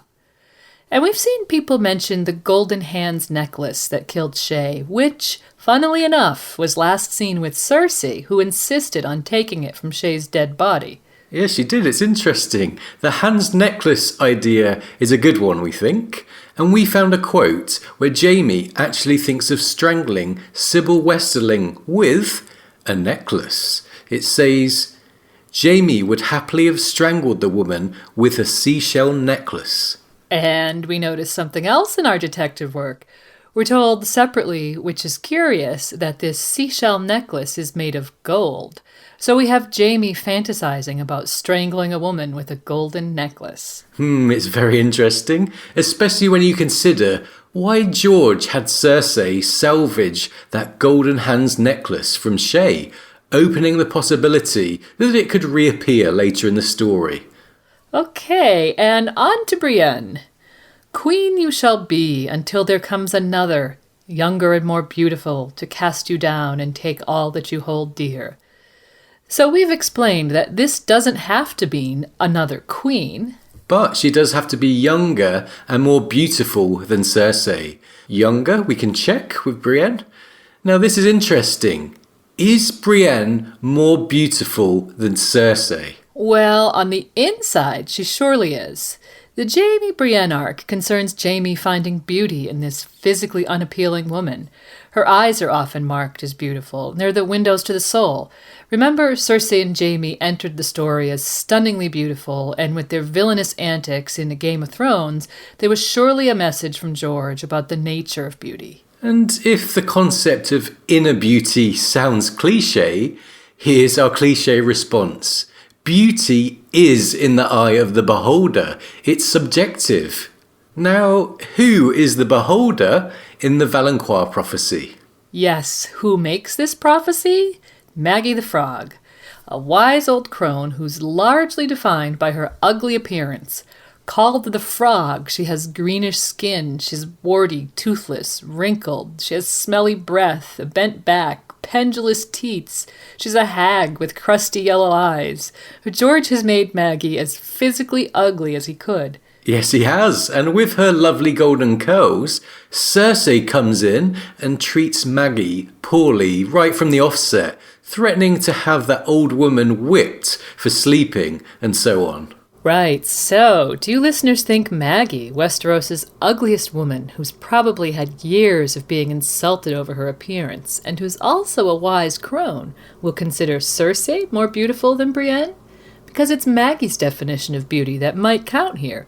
Remember that she wasn't always ugly, so she might know a thing or two about true beauty. Some coincidence that this freakish-looking frog woman is making this prophecy. We've never seen anyone consider this before, but yeah, we should contemplate what beauty means to Maggie the Frog. Exactly, as we said, however cliched, beauty is in the eye of the beholder, so we should consider who that beholder is. In all prophecies, we believe it's a smart move to consider who made them. And here we have a repulsive woman, a grotesque, making a prophecy about beauty and trying to mess with the vain and narcissistic Cersei in doing so. And as we said, Brienne's beauty is something that's gradually emphasized until the nickname Brienne the Beauty seems to become less and less ironic. Brienne seems to be ugly on the outside and beautiful on the inside, with Cersei being just the opposite. Yeah, Cersei's brand of beauty might be considered both superficial and temporary. Okay, so with Jaime and Brienne now together and Cersei discarded, this could all come together. We heard about the Valonqar in A Feast for Crows, but it's actually alluded to earlier on. In Clash, Catelyn says this to guess who? Brienne. Every morning when I wake, I remember that Ned is gone. I have no skill with swords, but that does not mean that I do not dream of riding to King's Landing and wrapping my hands around Cersei Lannister's white throat and squeezing until her face turns black. Right, very interesting. And the wording is so similar to the Valonqar prophecy. George surely did that on purpose, we think. Although it's Cat that says this, we're more interested in the fact that it was said to Brienne. We think there's a purpose for it, but we can't see Cat or Lady Stoneheart fitting.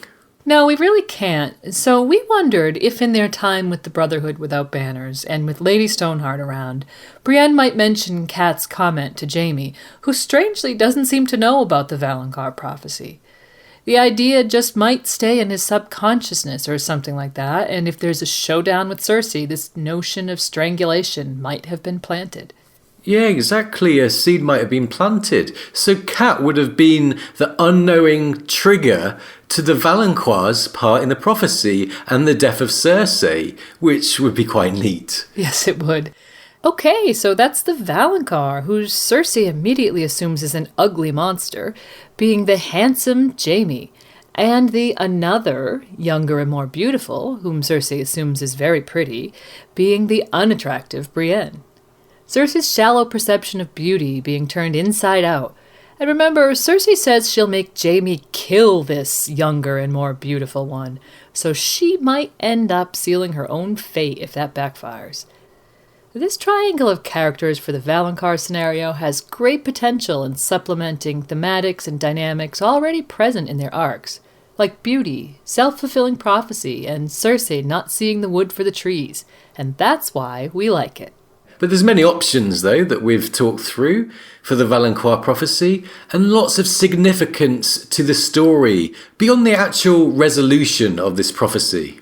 In terms of affecting a character, there's no prophecy quite like the Valonqar and poor Cersei. But now we're going to have a reading of Jaime's mutilation at the hands of Zolo and the so-called brave companions from A Storm of Swords.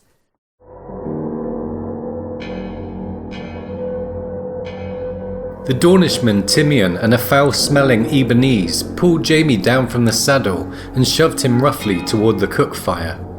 It would not have been hard for him to have grasped one of their sword hilts as they manhandled him, but there were too many, and he was still in fetters. He might cut down one or two, but in the end he would die for it. Jaime was not ready to die just yet, and certainly not for the likes of Brienne of Tarth. "This is a sweet day," Vargo Hoat said. Around his neck hung a chain of linked coins, coins of every shape and size, cast and hammered. Coins from every land where he has fought, Jaime remembered. Greed was the key to this man. If he was turned once, he can be turned again. "Lord Vargo, you were foolish to leave my father's service, but it is not too late to make amends. He will pay well for me, and you know it." "Oh yes," said Vargo Hoat. "Half the gold in Castle Rock I shall have, but first I must send him a message." He said something in his slivery, goatish tongue. Urswick shoved him in the back, and a jester in green and pink motley kicked his legs out from under him. When he hit the ground, one of the archers grabbed the chain between Jaime's wrists and used it to yank his arms out in front of him. The fat Dothraki put aside his knife to unsheathe a huge carved arak. "They mean to scare me." The fool hopped on Jaime's back, giggling, as the Dothraki swaggered towards him. "The goat wants me to piss my breeches and beg his mercy, but he'll never have that pleasure." He was a Lannister of Casterly Rock, Lord Commander of the King's Guard. No sellsword would make him scream. Sunlight ran silver along the edge of the arak as it came shivering down, almost too fast to see, and Jaime screamed.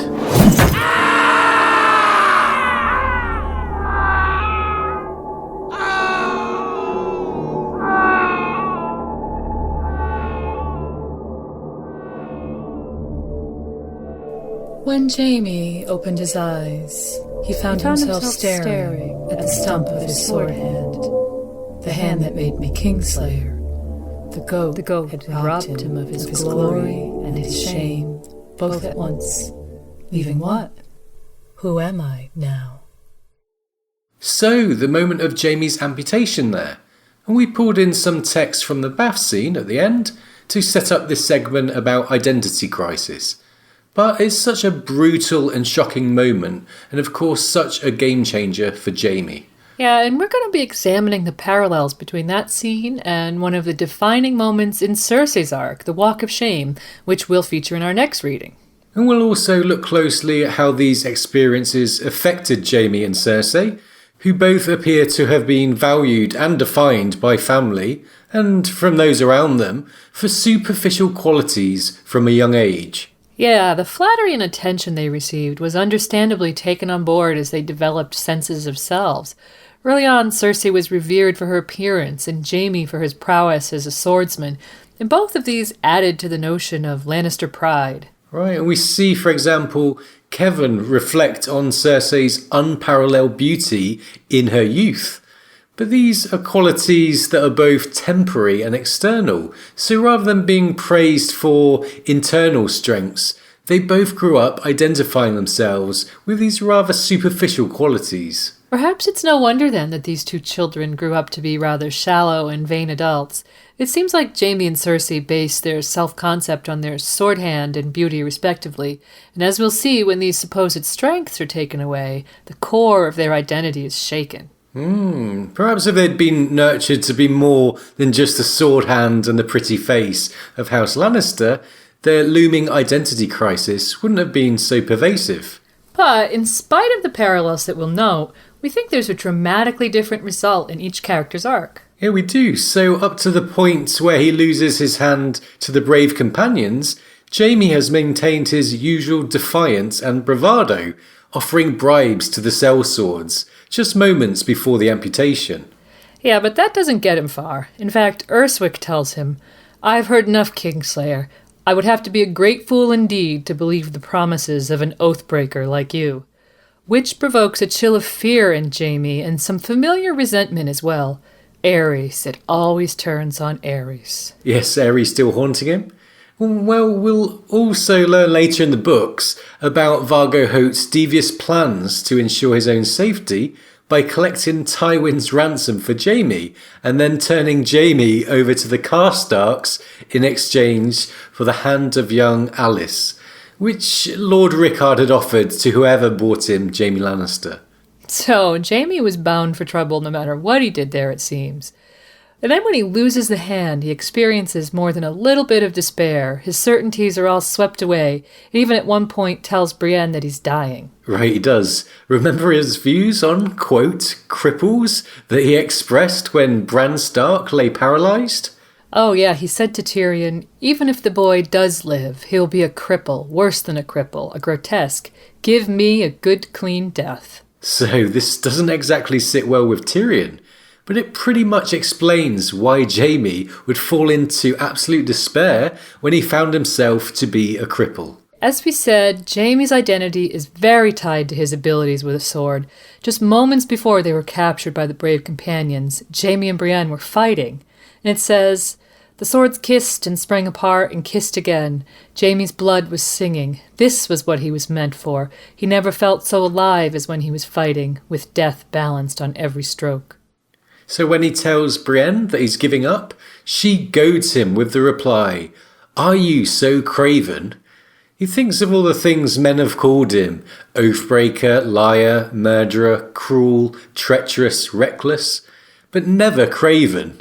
It's almost like she's laid down the gauntlet of the identity crisis there, but still his reply to her is only, "What else can I do but die?"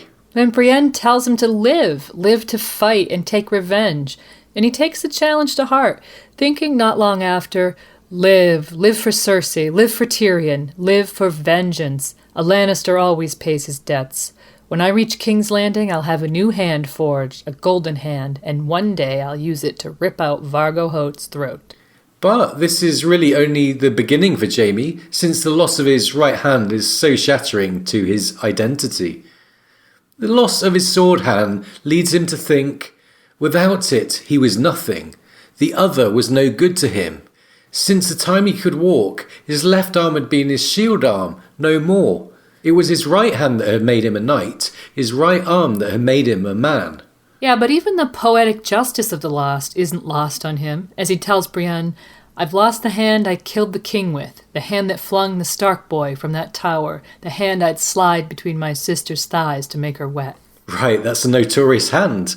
And the identity crisis is spelled right out for us in his POV when he thinks the goat had robbed him of his glory and his shame, both at once. Leaving what?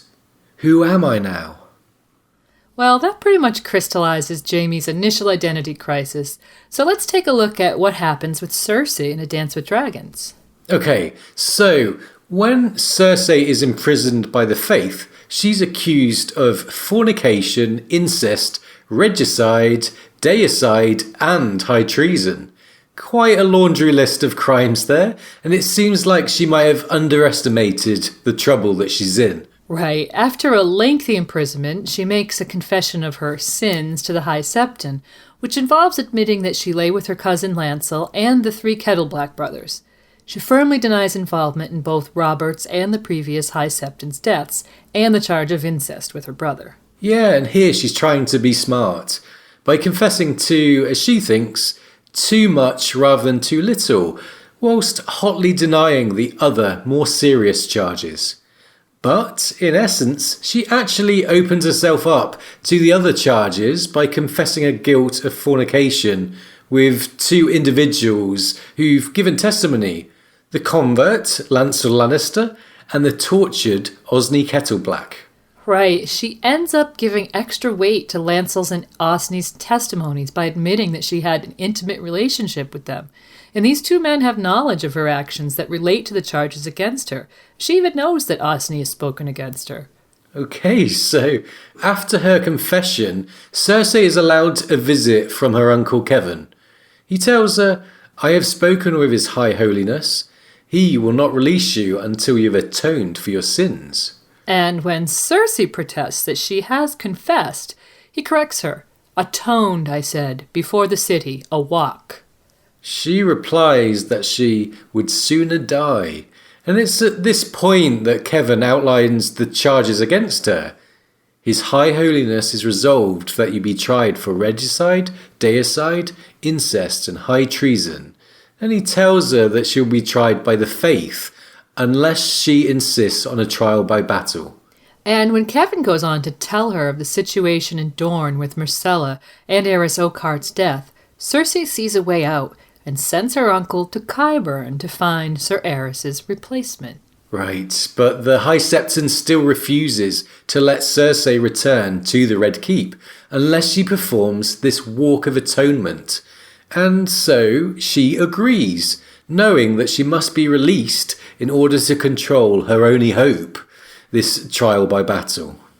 So, Cersei begins the day of the walk thinking, "No harm will come to me today, only my pride will suffer," even maintaining the hope that Jaime may yet come. Jaime, if you ever loved me. Yeah, in one sense she really still depends on him, despite thinking earlier about rescue by Jaime. That road led nowhere though. Jaime's sword hand was gone, and so was he, vanished with the woman Brienne somewhere in the Riverlands. Well, so Cersei is shaved head to toe and brought to face the crowds, still half hoping for Jaime to come to her rescue, while the other half of her recalled the story of her grandfather, Lord Titus's mistress, a proud and vain woman who overreached herself and was sent to walk naked and weeping through the streets of Lannisport by Tywin after Titus's death. Yeah, and there's some irony later on there, as the woman's behaviour closely mirrors what we'll see from Cersei in the end. But at this point, Cersei remembers the guardsman who said the woman, when naked, was just another whore. And Cersei's own thoughts are still full of pride. She's a Lannister to the core, thinking, I am a lioness, I will not cringe for them. So it seems like Cersei is trying to present a brave front by appearing self-assured in the face of what are clearly her deep reservations, emphasized by her memories of the fate of her grandfather's mistress and the day of the bread riot. Yeah, she recalls the day of the bread riots, the morning of the walk. It says, even so, she was afraid. On the day Myrcella sailed for Dorne, the day of the bread riots, gold cloaks had been posted all along the route of the procession, but the mob had broken through their lines to tear the old fat High Septon into pieces and rape Lollys Stokeworth 100 times. And if that pale, soft, stupid creature could incite the animals when fully clothed, how much more lust would a queen inspire? Right, so the reader can sympathize with Cersei's defiant resolve to maintain some dignity in this frightening situation. But we can also wonder if she truly understands why the bread riots happened, and the rage of a hungry and downtrodden people. Cersei's in a position to empathize with Lollys. Instead, she seems to be contrasting Lollys's unappealing physical appearance with her own beauty as she contemplates the threat of rape, indicating that she might not understand why the threat existed. And it certainly wasn't anything to do with Lollys's appearance or with lust, as Cersei seems to think in that passage. And so, as she begins the walk, protected by a dozen warriors' sons, including her cousin Lancel, her internal monologue is a chronicle of her descent from defiance to despair, beginning with, I have sinned and must atone, must parade my shame before the eyes of every beggar in the city. They think that this will break my pride, that it will make an end to me, but they are wrong. But the scorn and insults of the crowd really begin to weigh upon her. She's walking with her head held high, trying to remain a queen, when she puts her foot down in something slippery and loses her footing. Septa Unella tells her, Your Grace should watch where she sets her feet. Yeah, and we think this is pretty good advice, because by this time, the readers know that Cersei just doesn't watch where she's going. Her decisions seem to always be leading her down the road to folly, proving the truth of what Peter Baelish said about her in A Feast for Crows. Yeah, we alluded to this earlier. Here's what he told Elaine. Cersei thinks herself sly, but in truth she's utterly predictable. Her strength rests on her beauty, birth, and riches. Only the first of those is truly her own, and it will soon desert her. I pity her then. She wants power, but has no notion what to do with it when she gets it. Yeah, so Peter mentioning these superficial qualities that we talked about. And Right there, we see some real foreshadowing, not only just of this walk, but probably of what's to come in the future as well. Right, so as the walk progresses, the insults people call out seem to get much more personal. With Cersei still thinking, words are wind, she begins to hear things like, my wife has sweeter teats than those, and from a young boy, that can't be the queen, she's as saggy as my mum. And by this point, she's hobbling along on bloody feet and begins to hallucinate faces in the crowd. Yeah, it's getting more intense, and then it says, a bald man with bushy side whiskers frowned down from a window with her father's frown, and for an instant looked so much like Lord Tywin that she stumbled. A young girl sat beneath a fountain, drenched in spray, and stared at her with Melara Heatherspoon's accusing eyes. She saw Ned Stark, and beside him little Sansa with her auburn hair and a shaggy grey dog that might have been her wolf. Every child squirming through the crowd became her brother Tyrion, jeering at her as he had jeered when Joffrey died. And there was Joff as well, her son, her firstborn, her beautiful bright boy with his golden curls and his sweet smile. It seems like the dead or her past deeds and perhaps her fears and regrets as well are haunting her here. When she falls again, in spite of her best efforts to maintain her pride and detachment, she begins to think, I should not have done this. I was their queen, but now they've seen. I should never have let them see. Gowned and crowned, she was a queen. Naked, bloody, limping, she was only a woman, not so very different from their wives, more like their mothers than their pretty little maiden daughters. What have I done? So there's something interesting going on here, which we think could reach far back into Cersei's childhood. We learn in The World of Ice and Fire that when the twins were 6, Lady Joanna brought them to court to present them to King Aerys, and it turned out to be a rather unpleasant experience. Yes, here's the passage. The king, very much in his cups, asked Joanna if giving suck to the twins had ruined your breasts which were so high and proud. The question greatly amused Lord Tywin's rivals, who were always pleased to see the hand slighted or made mock of, but Lady Joanna was humiliated. Tywin Lannister attempted to return his chain of office the next morning, but the king refused to accept his resignation. So, at a young age, Cersei witnessed her own mother being humiliated in public by the king for the changes having children had brought upon her body.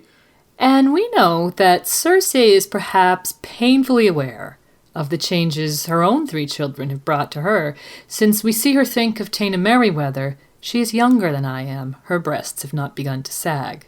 So these insults being hurled at her about being saggy, and her sudden realisation about her mistake in letting them see, might just be tapping into some really deep insecurity in her. Yeah, it might be. But it's when she sees Maggie the Frog in the crowd and hears across the years her words, "Queen you shall be until there comes another, younger and more beautiful, to cast you down and take all you hold most dear," that her terror takes over and she begins to run, ultimately arriving at the Red Keep, sobbing and scrambling on all fours. Yeah, and here's where it gets interesting, because the narrative George uses to describe this final part of the walk corresponds very closely with the description of the forced walk of her grandfather's mistress. In the case of Tytos' mistress, they spoke of how the woman had wept, of her futile efforts to cover her breasts and her sex with her hands as she hobbled barefoot and naked through the streets. And Cersei's final steps up Aegon's high hill, she is weeping and hobbling, and she, quote, covered her nipples with one arm, slid her other hand down to hide her slit. Those 2 descriptions are very similar. So Cersei finally broke at the end, becoming what she was certain she wouldn't at the beginning of the walk, a desperate, weeping woman in front of the crowd, perhaps, in her mind, losing her pride and power here. And this is triggered by her memories of Maggie, the sum of all her fears, who instilled the fear of losing her beauty into Cersei at a young age with a prophecy relating beauty to her demise. So we see Cersei's old memories of Maggie, Titus's mistress, and possibly the humiliation of her mother all culminating here when Cersei finally broke. So very deep-rooted insecurities coming out. It's interesting that she faced the danger from the crowd and the public humiliation and so on, but it was Maggie that finally triggered Cersei's breaking point. And it's also worth noting that Cersei thinks of Tommen both before and after her ordeal. She gains strength at the thought of being reunited with her son, although we can't be sure if it's Tommen she craves or the power he can offer her, or probably a little bit of both. Here's a quote.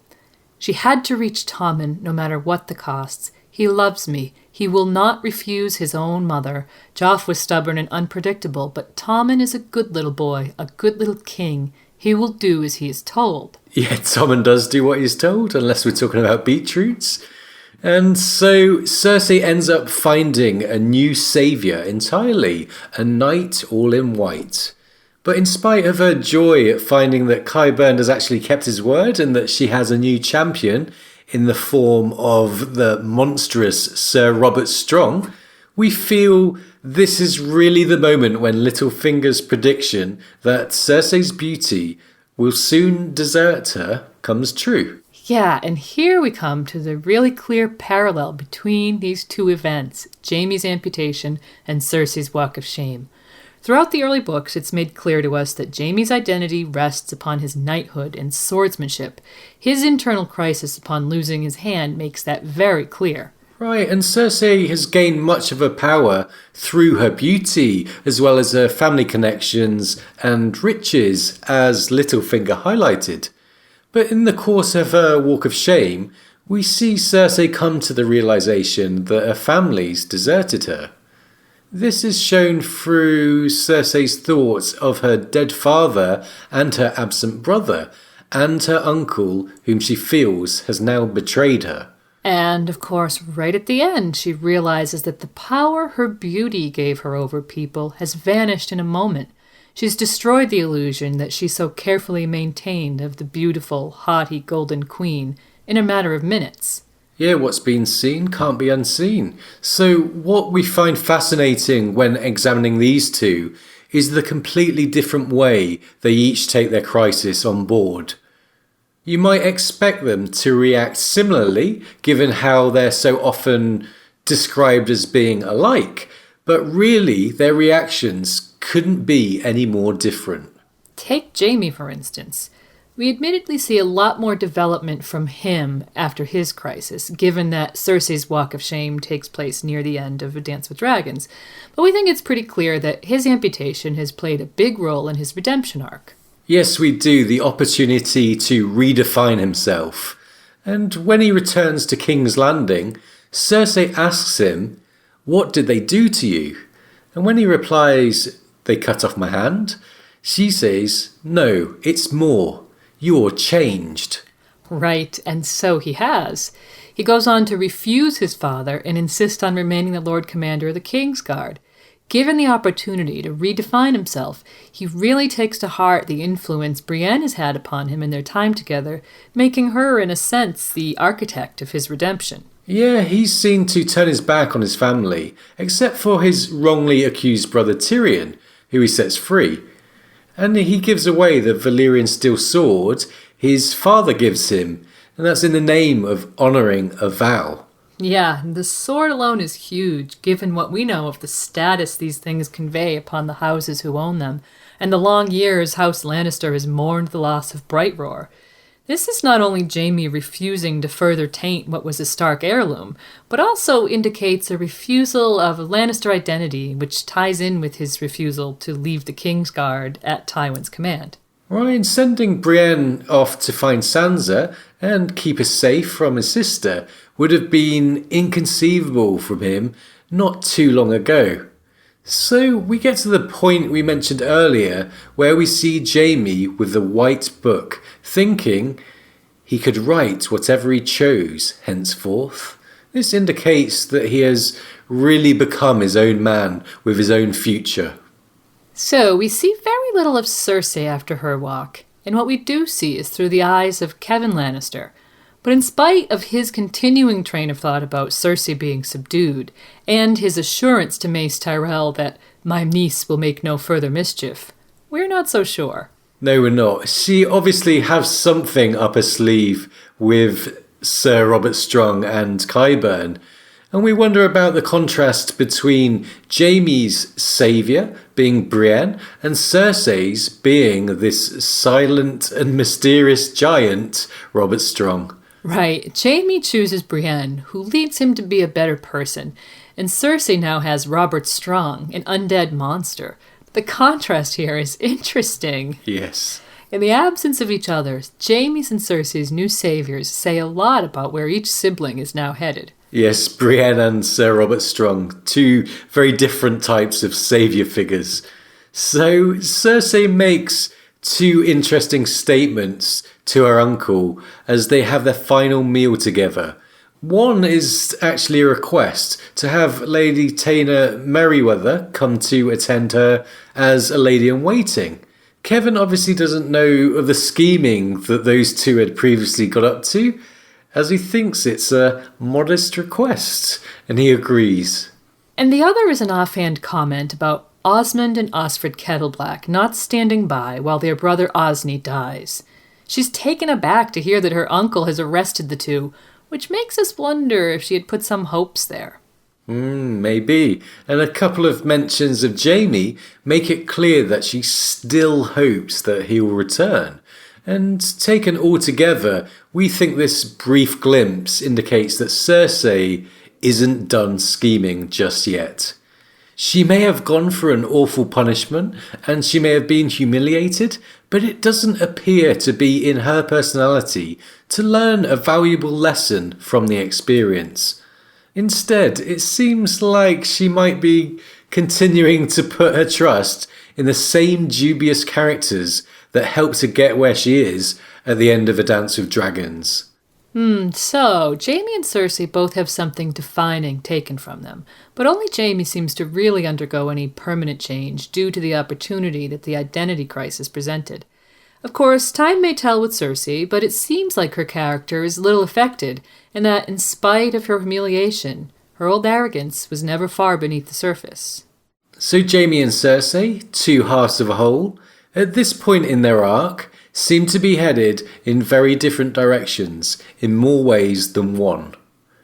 And so, to lead us out, here's the reading that we promised earlier. It's the final part of Cersei's Walk of Shame.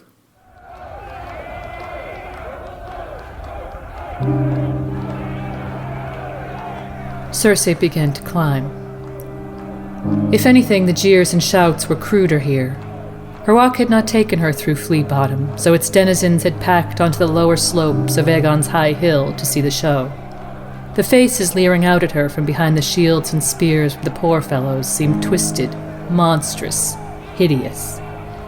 Pigs and naked children were everywhere underfoot. Crippled beggars and cut purses swarmed like roaches through the press. She saw men whose teeth had been filed into points, hags with goiters as big as their heads, a whore with a huge snake draped about breasts and shoulders, a man whose cheeks and brow were covered with open sores that wept grey pus. They grinned and licked their lips and hooted at her as she went limping past, her breasts heaving with the effort of the climb. Some shouted obscene proposals, others insults. Words are wind, she thought. Words cannot hurt me. I am beautiful, the most beautiful woman in all Westeros. Jaime says so. Jaime would never lie to me. Even Robert. Robert never loved me, but he saw that I was beautiful. He wanted me. She did not feel beautiful, though. She felt old, used, filthy, ugly. There were stretch marks on her belly from the children she had borne, and her breasts were not as firm as they had been when she was younger. Without a gown to hold them up, they sagged against her chest. I should not have done this. I was their queen, but now they've seen. I should never have let them see. Gowned and crowned, she was a queen. Naked, bloody, limping. She was only a woman, not so very different from their wives. More like their mothers than their pretty little maiden daughters. What have I done? So, an awful scene there, the Walk of Shame. Yeah, it was. And we think George tried hard to punish Cersei in a way that was thematically relevant. Nonetheless, it was a terrible thing for anyone to go through. No matter what you think about Cersei or what we've said in her analysis today, nobody was finding satisfaction there. Yeah, exactly. With all the various threats, from the angry mob to Cersei's internal fears, it was a tense and uncomfortable scene, and one that felt shocking for many readers. And as we said, it's Maggie that finally makes it too much for Cersei after enduring the walk with her trademark pride early on. Obviously, Maggie gives Cersei a taste of her own doom, but let's not forget, Cersei is now fearing for the lives of her remaining children, Tommen and Myrcella. Yeah, Joffrey has already died in Cersei's arms, which, like we said with Catelyn and Robb, is one thing no mother should go through. And that was another terrible scene for Cersei, where we can truly empathise with her. Yeah, although ultimately more sinning than sinned against, Cersei has definitely had more than her share of torment throughout her life.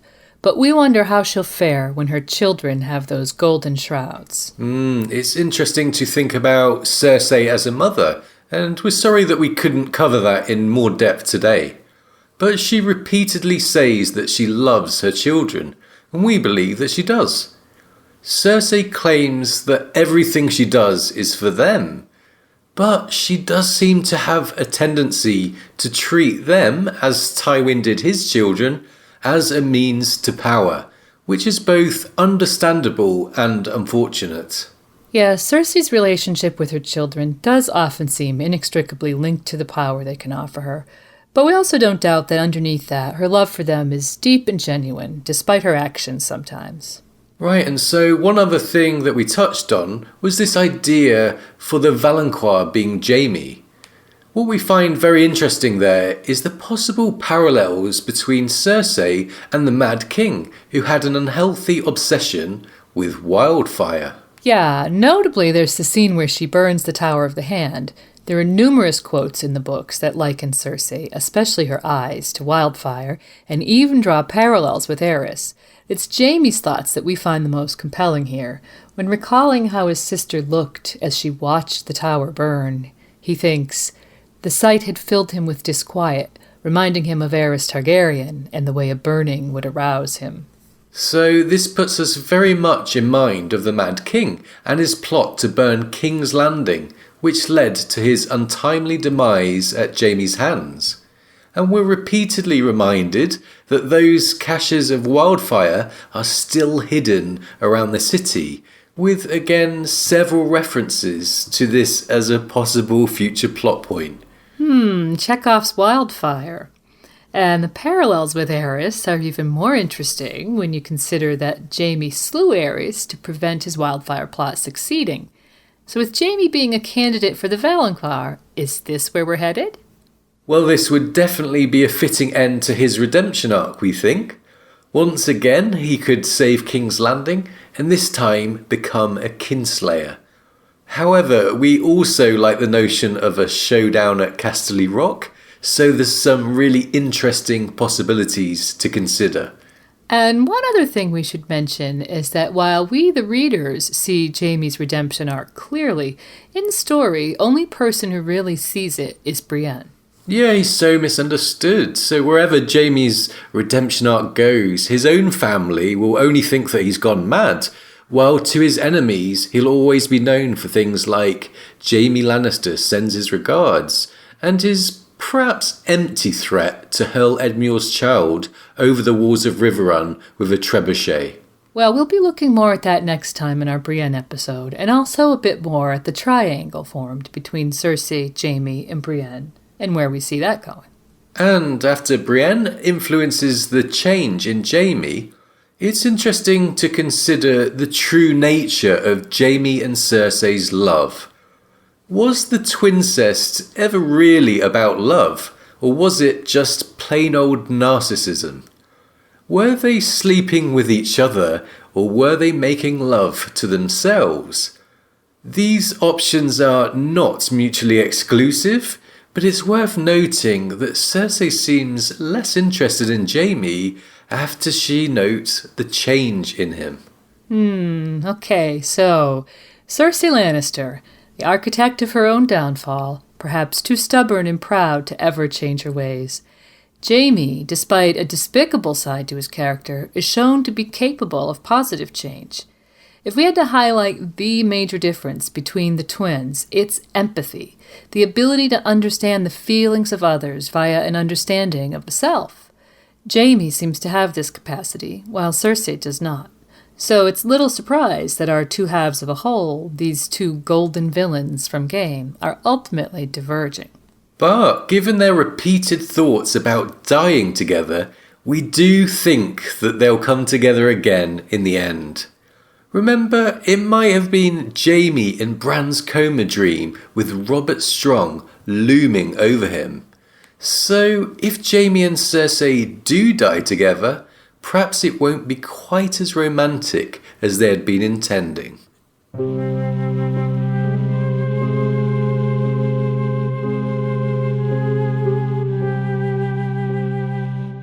Don't talk like this. You're scaring me, Jaime. Don't be stupid. One wrong word and you'll cost us everything. What did they do to you? They cut off my hand? No, it's more. You're changed.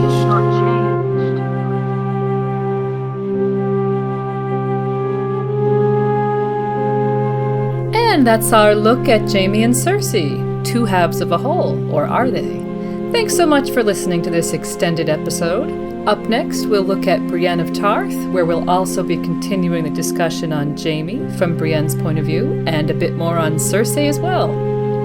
As usual, before we leave, we have to give credit where credit is due. So thanks to George R.R. Martin for creating Westeros and all its wonderful characters, and to Nine Inch Nails and Kevin MacLeod for allowing us to use elements of their music, and Beefy for allowing us to play his song today.